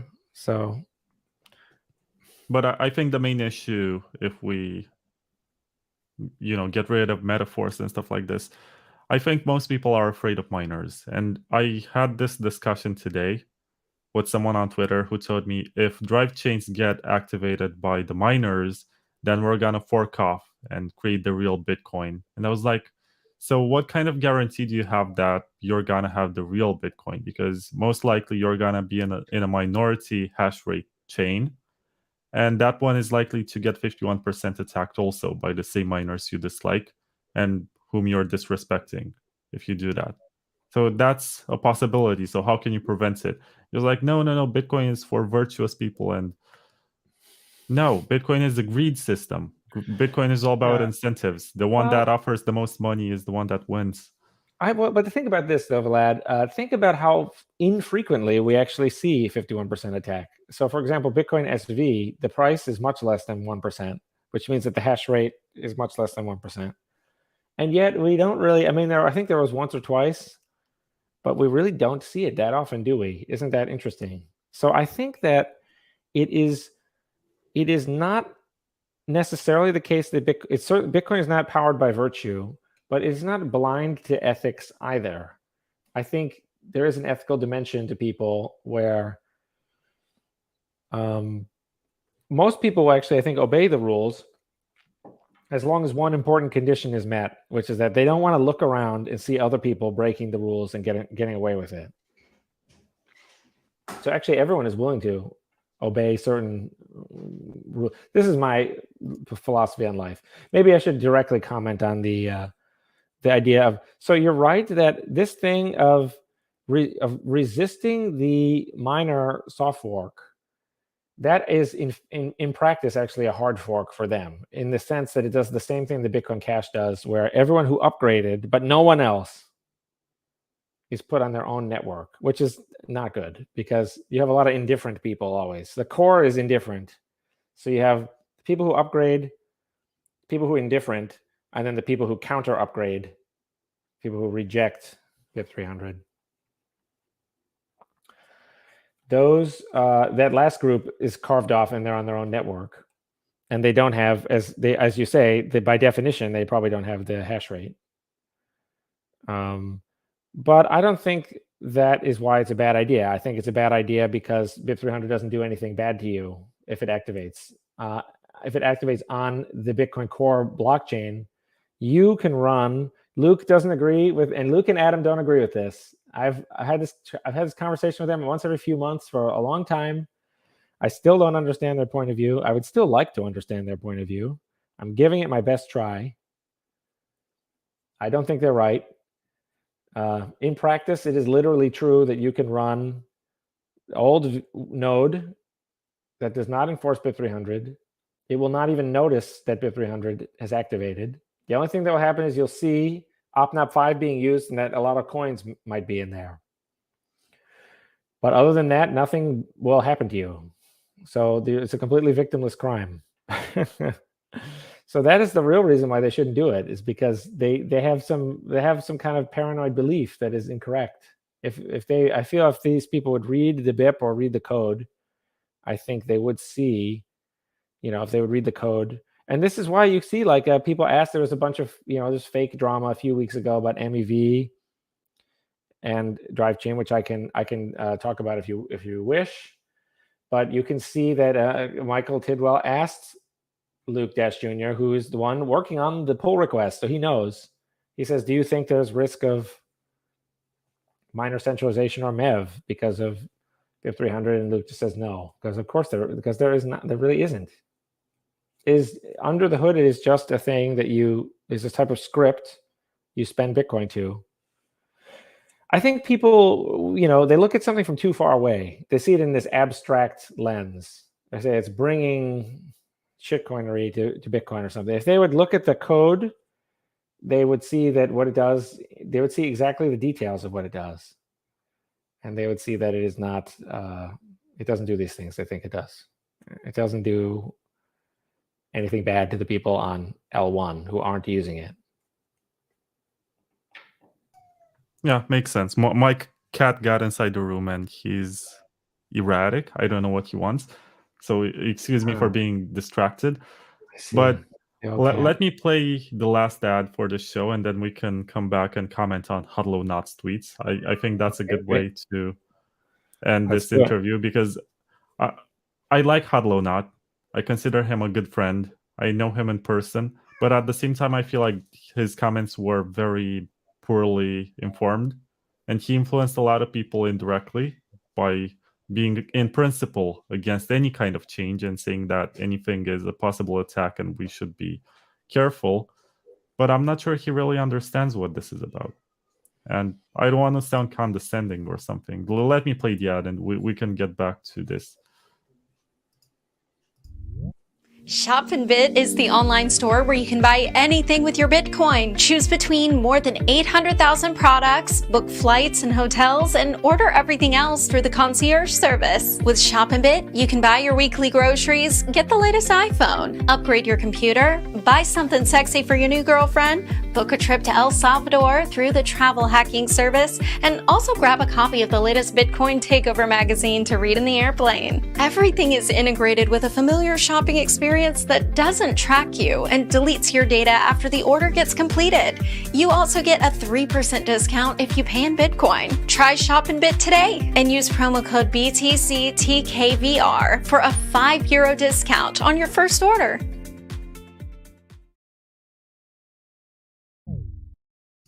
Okay, so before I show the tweets, let me ask you this. What is the worst possible comment that you received and made you wonder, what the hell am I even doing here? Why do I bother? Well, the Vortex one was really weird because it almost seemed like he had gone out of his way to make every single part of every sentence be like the opposite of something. So I was really like, but those types of things don't really bother me as much. Like if they're completely wrong, then I just think something got to this person like a long time ago, or like, something like intercepted this person. And you know what I mean? Like, what if someone came up to you and they started saying like completely ignorant nonsense, like, people of a certain race are actually like giant spiders and costumes or something. You just be like, like what? You just be like, okay, whatever. Like, you know what I mean? Like, that's not even that disturbing, because you just think it's so weird that you just think that's not going to actually impact the world. I think, what is the worst? Like, what is the most actually demoralizing thing? I think that's hard to say. I'm gonna have to think about that. I'm trying to think. I don't really normally sort in my head like most demoralizing thing. I think the most demoralizing thing. Well, one thing that is demoralizing is it sucks to look at the numbers when someone makes a tweet and then they have the numbers like the like, retweet, view number, and then you really you spend a couple minutes thinking about, okay, how can I write like a really good response that's like polite and takes the person seriously and assumes good faith. But you're thinking every minute you do that, the view number is going up, and you are not going to get the same amount of views on your response. So if someone will do a thing, they get some nonsensical thing and they get 90,000 views, and then I'll write the thing, the reply. The reply can only get, at best 1/10 or maybe even 100th of the views. So of course, any informed person will be reading for the back and forth, but at the same time, you do kind of think like,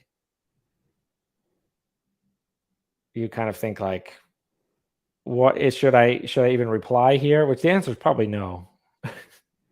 Probably not on Twitter, but whatever, it is what it is. I think at first, I did owe people a little something because Vlad, you've disappeared again.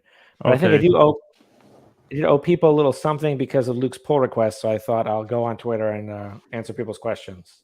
I think one thing that's disappointing is so many people just presume that like they just think that okay, sometimes I'll ask people like, why don't you like this idea? And they'll just like in a DM or something, and they'll just say, I don't even want to talk to you or whatever. And you're like, okay, like, well, sometimes I feel like screenshotting those and I just tweet those. I feel like sometimes, and I'll be like, this is what I'm dealing with. Yeah, let me share the screen on this particular tweet. I think it echoes with the feelings of a lot of Bitcoiners, and it's important to discuss this. So Hodlonaut says, and this was from 3 days ago, almost, the more I read about BIP 300, the more it seems like a great way to introduce enormous amounts of grift, complexity, risk, and shitcoin-esque functionality into the Bitcoin code base. Not a fan. And that's on top of my main sentiment that we should be extremely wary of any change. And this one got almost 500. Not as many as the Vortex one, but still, I think this resonates with a lot of people in the community. Right, but of course, isn't it bizarre though? Because it's like the original sidechain idea from Blockstream that's now referred to as shitcoin-esque functionality or grift. So that means that everyone who wrote the sidechains white paper, Peter Weil, Greg Maxwell, whatever, like those people are all, which the sidechains white paper from Blockstream has a section about issuing like assets and tokens, as does the Liquid sidechain, as I later point out to Hodlonaut. Liquid has as one of its use cases issuing assets, confidential assets. Blockstream was all proud of that in January 2017 or whatever when they released that. They were still proud in 2019 during Baltic Honey Badger, right, explaining how they can replace year after year. Stellar and Ripple and stuff like that. So yeah, it makes a lot of sense. I remember people doing ICOs on Liquid in 2020. I mean, just for fun. Samson Mao actually did a real one and raised funds for a video game, which I'm not sure came out. But anyway, my point is that there was this culture shift where I think people became too radicalized and forgot that all of these tokens were supposed to be Bitcoin 2.0 projects. And everything started from colored coins and counterparty. And the reason why they did not continue on Bitcoin was because they wanted to find a more scalable way to do it. I think that was the reason. The fees, the speed, and stuff like that. They experimented with whatever. In the beginning, it was NXT, I think, and also Omni was on Bitcoin. But NXT, I think, was before Ethereum, but somehow Ethereum ended up getting part of that share and becoming dominant for what it does. But it's still interesting how we ended up with a situation where these use cases that were all along meant for Bitcoin to develop at one point universally are now being rejected. Yeah, because the fact that you would even do it in a way that doesn't harm L1, that's not good enough. Even it's like not even trade-off. Yeah, I don't know. I don't understand it. People bet on Taro and RGB that these are going to be the solutions. But the reason why they cannot be the solutions is that they're investors, like institutions that created stuff on Ethereum. They don't care much about the fundamentals of the network. They just wanted to build stuff because it helps them evade some regulations. And I can understand that frustration that they have. They want to build stuff without having to file a lot of paperwork. As a libertarian, I guess it makes sense. But they don't want to rewrite the entire code base from scratch. And that's kind of the point. If they want to switch to Taro or RGB or whatever layer 3 on Bitcoin, they have to rewrite the entire code base and relaunch everything. And that's going to be maybe a few $1 million in development and testing. And so much time. Yeah, I completely agree with you. That's another reason why people will not switch quickly, is that it's just the ERC20 standard or whatever the standard is. That you're completely right that people want something that facilitates easier comparison. They want to say, we are doing the same token that other people are doing. They don't want it to be like a custom thing from scratch, because then it has all this extra new risk for no reason. They want everything to be specialization of labor.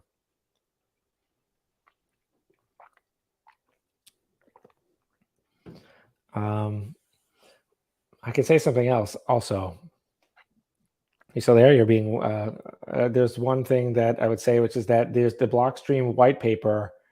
It has in it a mistake. It has this part about centralization of mining, which if you cut through the all the wording and you like refactor it, it basically says something like,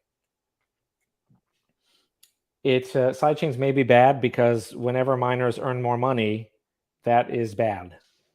And so it's basically whenever any sidechain merge mining transaction fee is collected by a miner, that's a bad thing.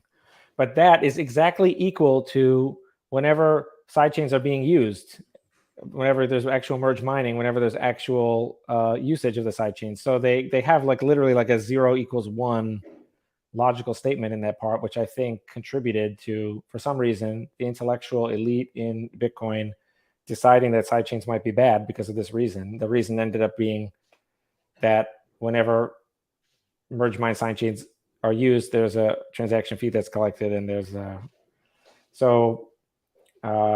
that's weird. That's certainly a weird thing that has, I think, like been a headwind for the sidechain idea, and the lack of the sidechain idea has just encouraged people to do all this other stuff.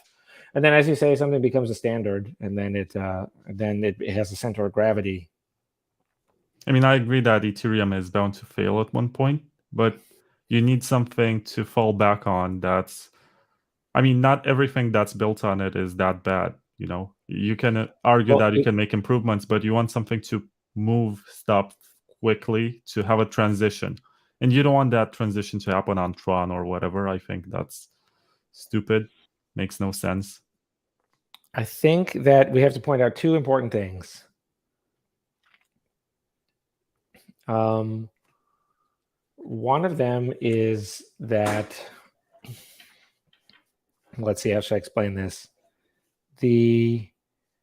What were we just talking about? I already lost my train of thought now. Damn it. This is really important. It was about porting contracts in a very seamless way from Ethereum to some Bitcoin layer, sidechain or layer 3 or whatever. What were we talking about before then? I was talking about the Blockstream. Oh, that's what you're talking about. Yes. What did you say after that? I'll remember it in a second. I promise. What did I say? Anyway, you're focused too much on this idea from 2014. Okay. That was one of them, though. That was the second one. Okay, the second one is important to point out, which is that back then, Ethereum was okay. Good, I remembered them both now.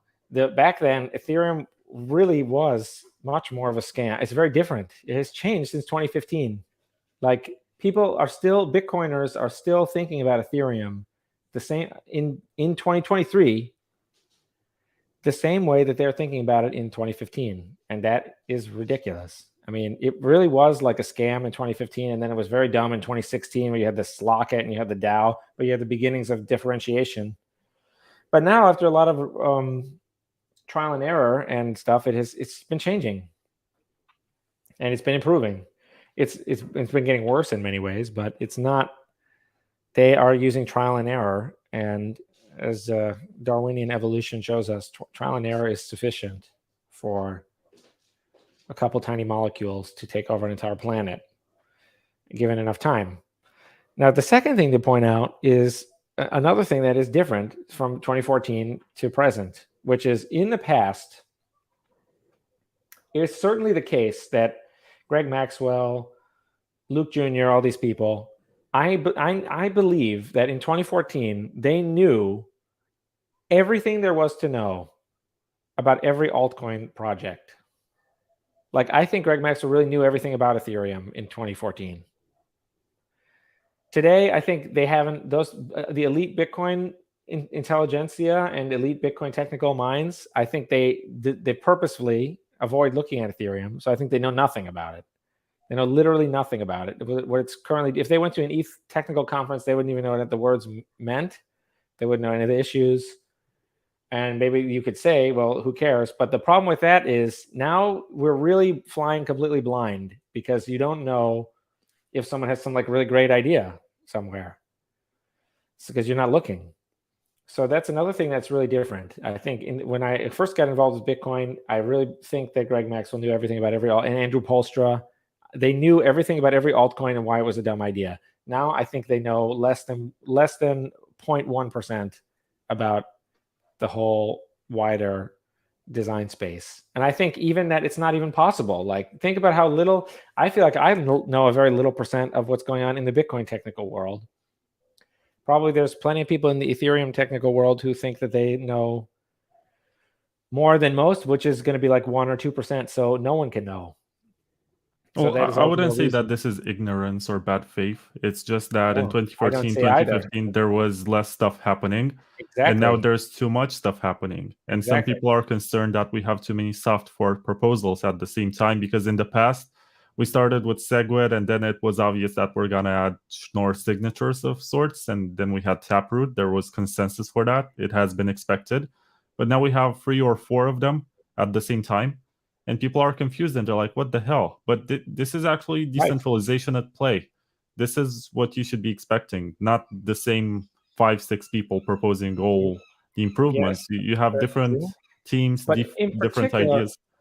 Well, I agree with you completely. But the crucial thing is that we should have something where something like sidechains doesn't have to be BIP 300 necessarily, but we should have something where someone can try an idea on Bitcoin without explaining it to everyone first, without consensus. In other words, the consensus is the bad guy, because consensus means you have to explain it to every, unremarkable person and get everyone to sign off on it. So that is a situation where very few people will even want to even introduce an idea into Bitcoin. And so let alone research all the different ideas that there are. We want people to be like really excited and to be hunting ideas, going to the Ethereum conference and saying, oh, maybe I can find an idea and steal it, bring it back to Bitcoin, launch it and be a hero.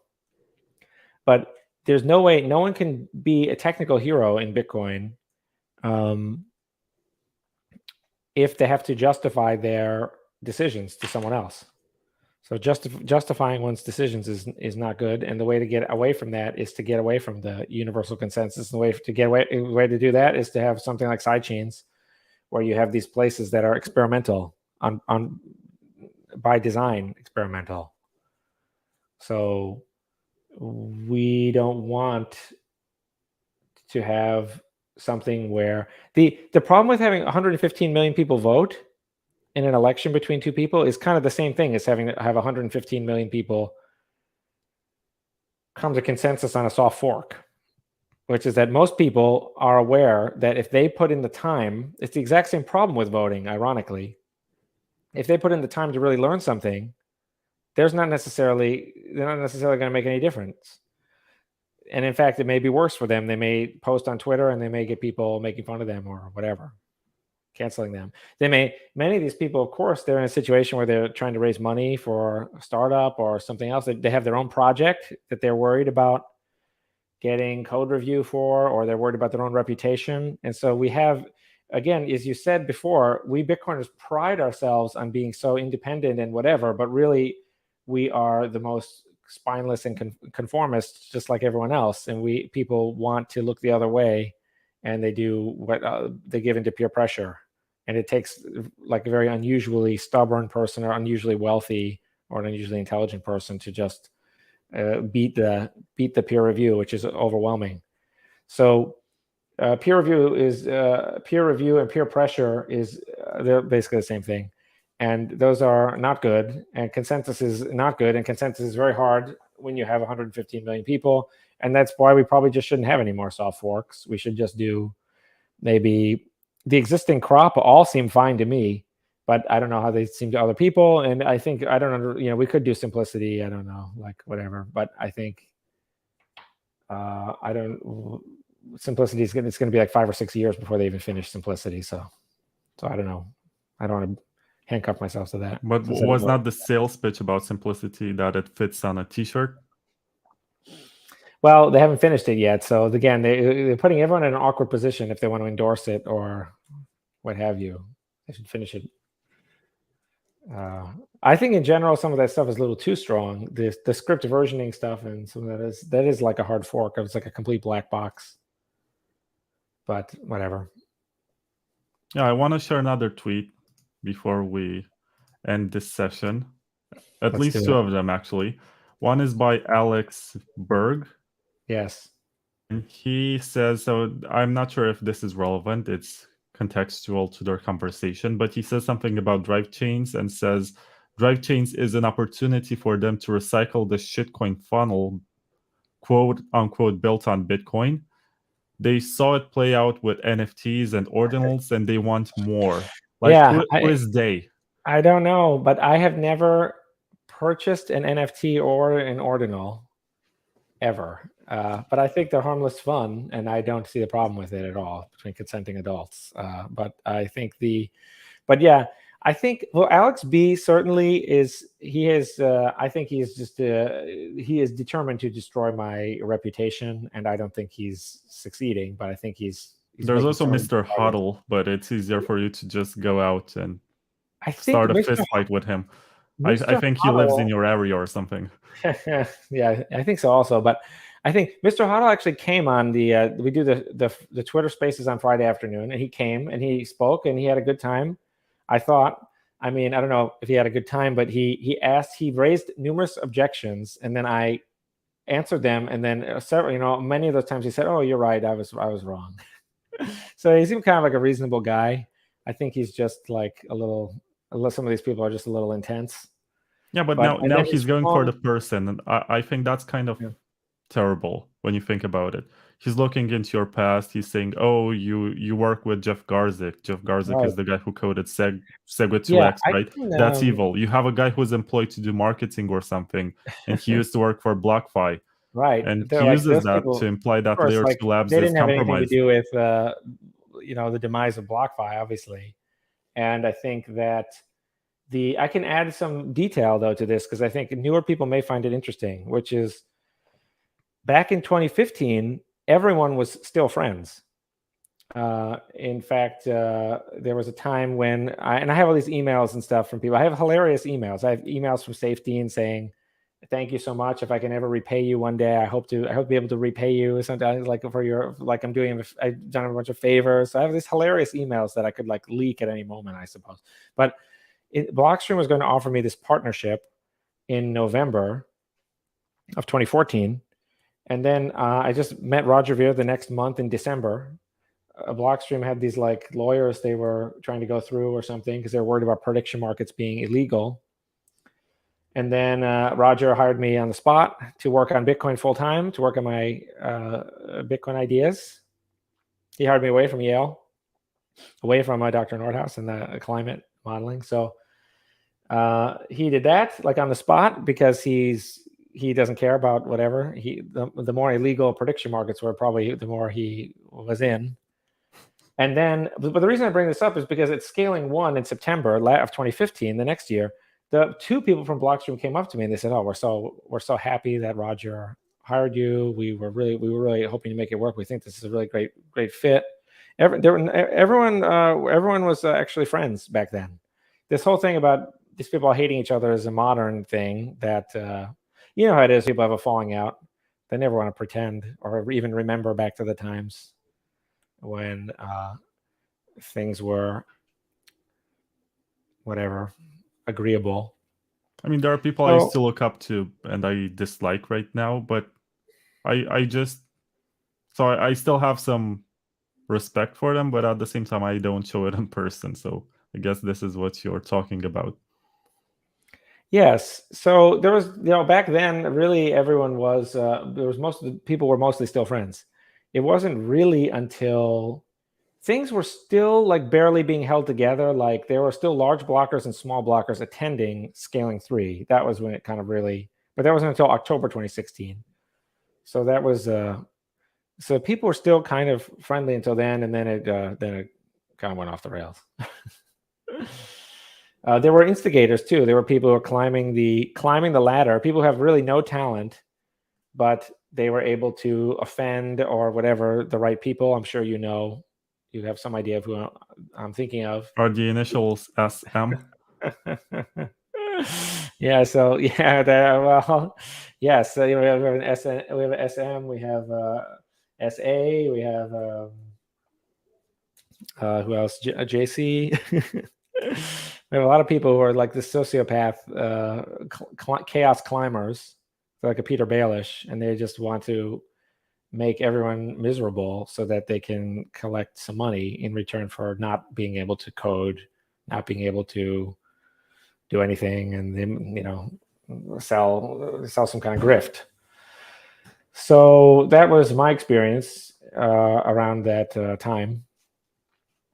And yeah, that stuff about like looking into people's past, I think that is ridiculous. So for example, I'm the CEO of Layer 2 Labs, but of course, if people don't do what I tell them to do, then it's only a matter of time before, I don't tell them what to do with their paycheck. Do you know what I mean? Like, so the CEO employee relationship is not one of like equality and consensus. You know what I mean? Like I tell people what to do. And then if there's a disagreement, then the CEO wins, right? Or the person can get fired. So what I mean by this is that people who aren't the CEO really should not be held that responsible. They cut some kind of deal, or they do what they're told, but it's the CEO's ideas or the CEO's execution, at least. So what I'm trying to say is, it's funny. We could play this game and we could go back everyone worked for something funny. Michael Goldstein worked for 21. Pierre Rochard worked for BitPay. So everyone worked for like a large blocker at some point. I think it's kind of a funny result. And it's all just, and like we can count all the people who did. Many people did various ICOs. Samson Mao did an ICO on Ethereum, the INX or whatever.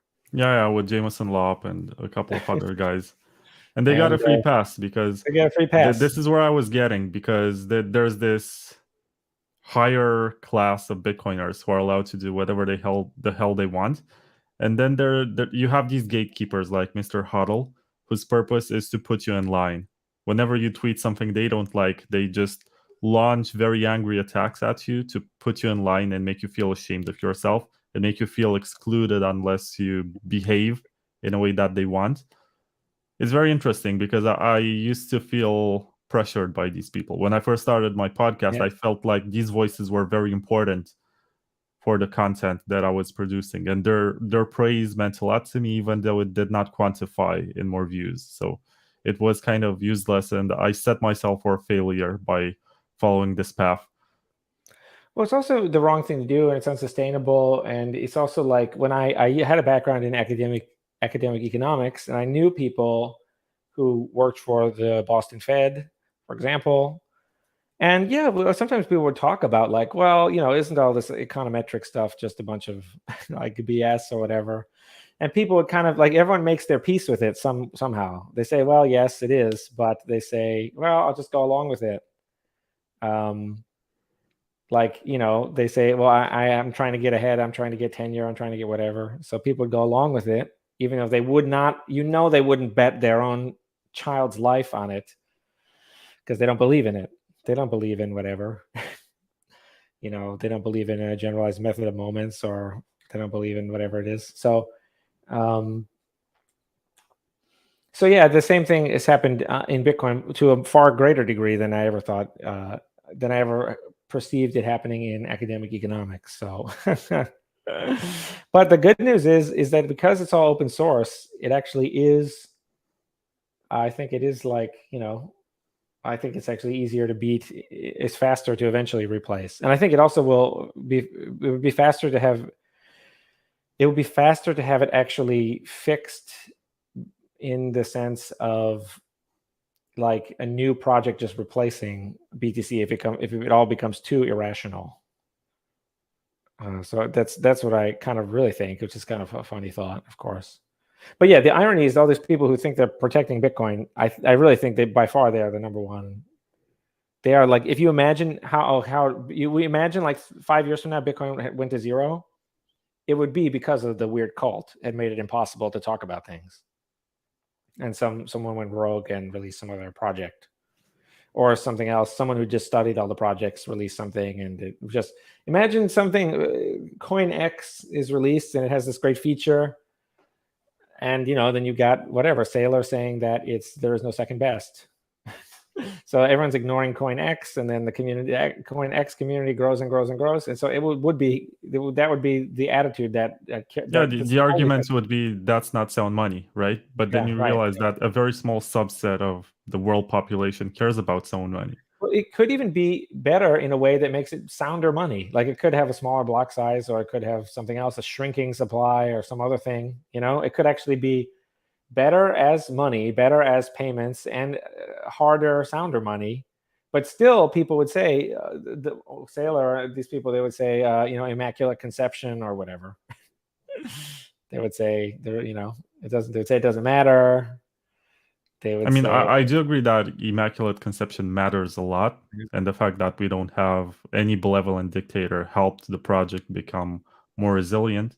I do completely agree, but I'm just saying this is like they would come up with some way to not pay attention to it, and they would say we don't care about the feature, whatever the feature is. And they would say those people are victims of scams. There's all shitcoining. That's what they would say. So if you actually sit down, I think, and imagine, like, okay, it's 5 years from now, it's 2028, Bitcoin is at zero. How did that happen? I think the indispensable role would be the weird cult. Well, the weird cult is gonna say that it's because they activated some sort of they dropped their guard. They let the corporations or whatever, they let them ruin Bitcoin. Yeah, that's what they think. But see, in order to figure out who's right, they actually have to know something about the BIP, which is when for, or at least for BIP 300, it doesn't look great. Yeah, let's get back to that, because there's a lot of misconception and there are lots of bad opinions about it that are not founded on any sort of research. And I think that you have some very nice YouTube videos on your channel. I think it's called Truthcoin, if I'm not mistaken. And you previewed some features in Drivechains, and you showed how you can move from Bitcoin to a Zcash sidechain and how the coins get sent from one client to the other. It's rudimentary, but it gives you a pretty good idea of what's going on there. And I think that's useful to watch just to blow your mind about what can be possible with Drivechains. And you can also, if you're technically inclined, you can run the client that's available on GitHub, but I'm not sure if it's up to date with your latest plans.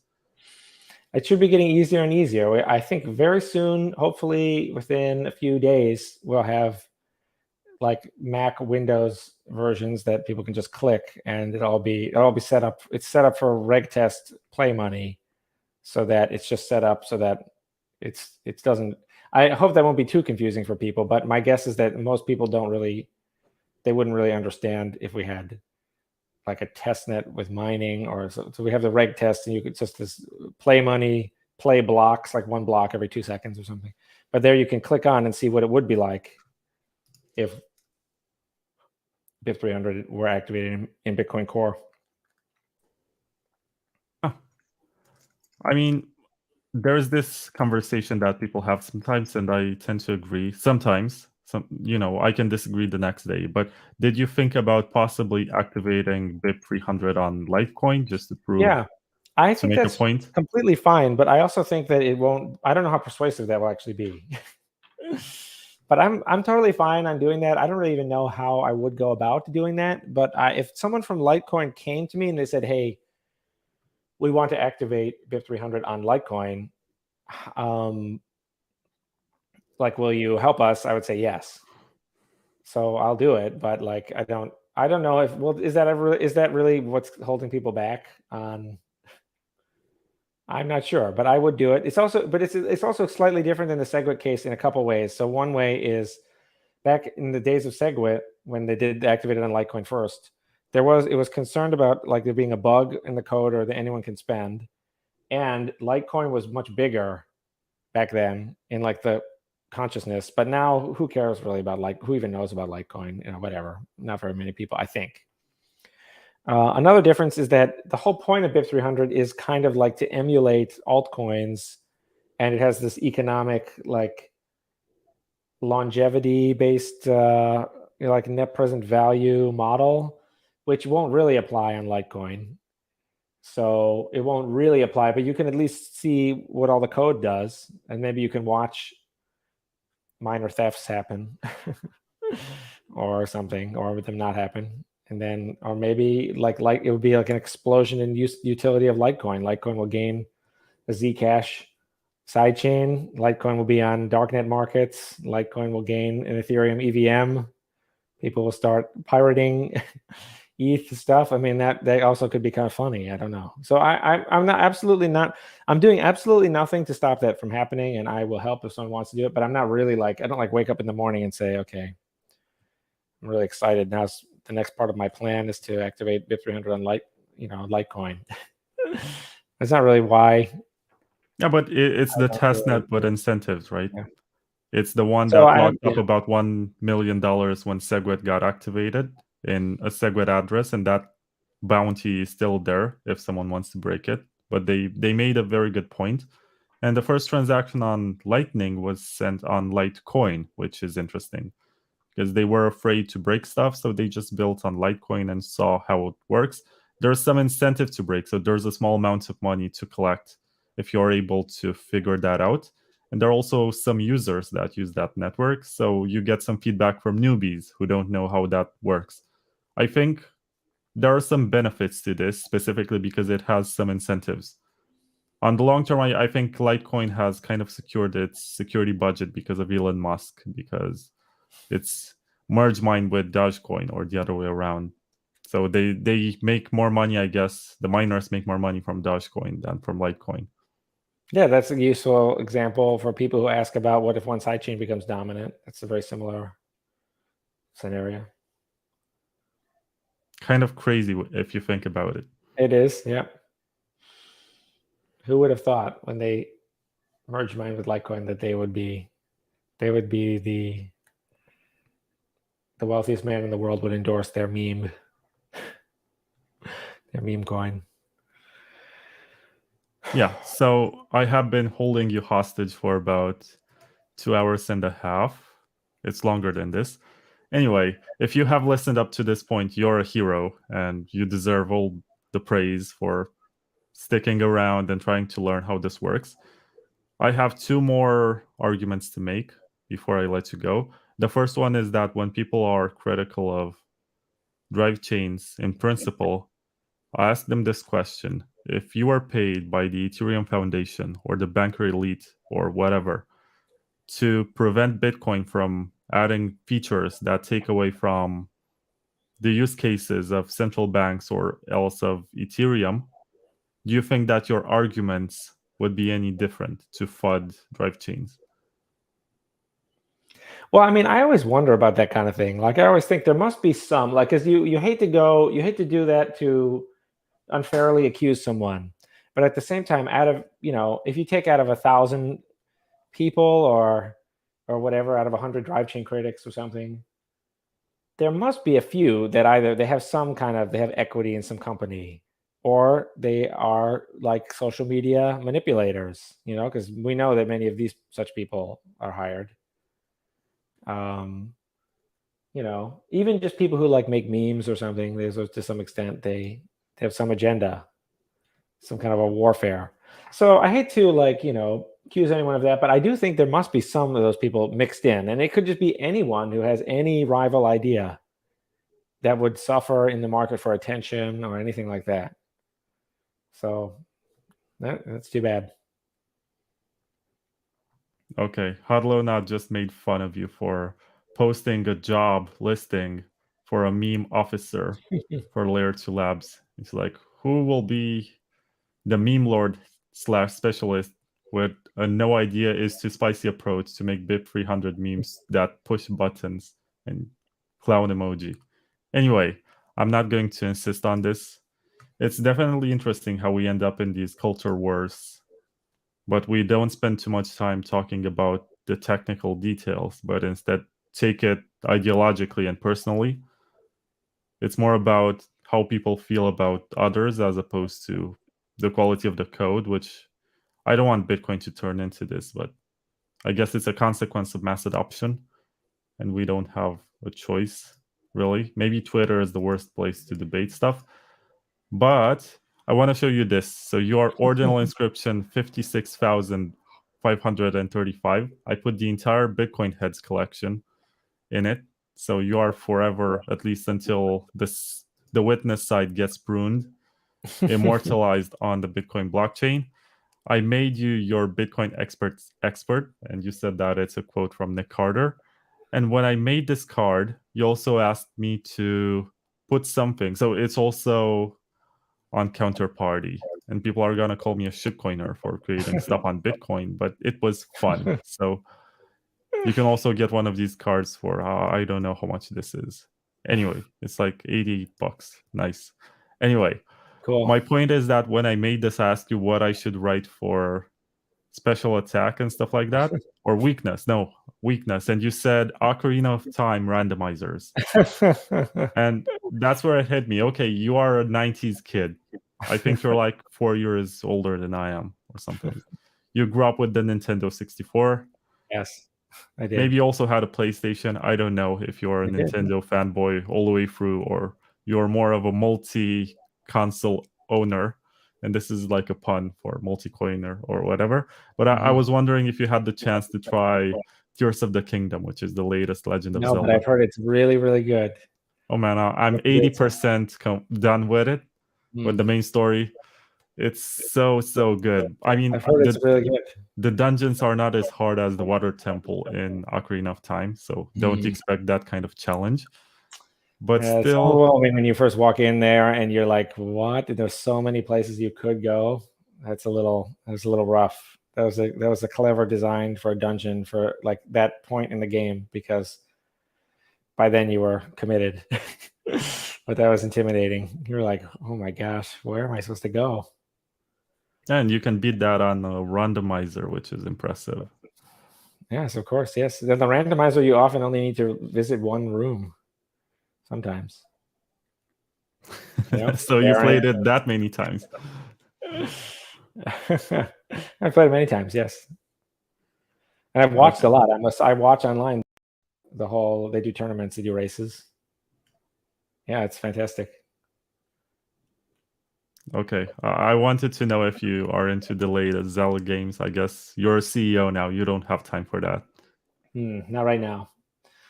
Get some downtime at some point. I'll take a vacation and I'll binge the game. But did you try the one that came before it? Breath of the Wild? Yes, of course. Yes, very good.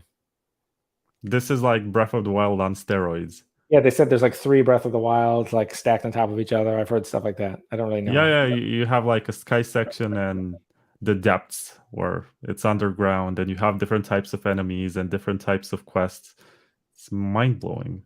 So much to do, so distracting.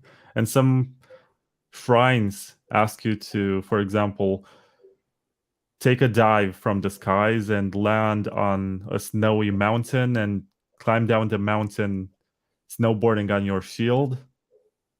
And that's one of the coolest missions I encountered. Like, so dynamic, so much to do, so many genres integrated into this one like small Sonic portion of the game. Like SSX. I'm not sure if you were into SSX that. tricky, yes. PlayStation 1. Yeah. My So brother had- so good. Like, they put so much thought into this, and there's also a shrine where basically you play Jenga I was like, fuck me. Oh my god, so much stuff and only $60. Oh, I gotta finish it maybe next month. Just for the sake of the story, I gotta end it.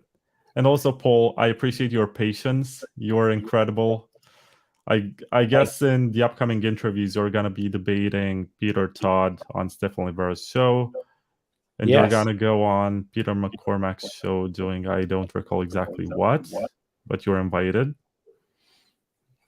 Yes. Well, we'll see if they can find. They also had the same problem you did. They wanted to do some kind of debate or conversation, but they couldn't find. They can't find anyone to actually who wants to do it because no one has actually looked into it. Everyone just thinks other people have looked into it, which is crazy in this field where we say don't trust, verify, and we put that on T-shirts and hats and stickers and everything, but we don't actually spend too much time verifying, and it's kind of sad. But also there's in the chat Chris from Mallorca Blockchain Days. He's rebranding the conference to Bitcoin and Liberty, and he wants you to come to Mallorca next year. I'll try to make it. I think it's in July. Yep. Right? I think I'll try to make it. Okay, should we end it there, I think? Yes, sir. Also, don't forget to pick up your magazine at TabConf. I won't. And those listening, there's going to be magazines at Baltic Honey Badger on Saturday. And I'm done here. I spoke too much. I saw, so basically it was very bright in your room when we first started. Now it got dark. Now it's dark, yep. It's getting very dark. Nice metaphor. It's the nature's way of saying, okay, you should stop. Slow it down. Cool, okay, great. Thank you guys for listening, and I hope you learned something from this episode. Me too. Thanks.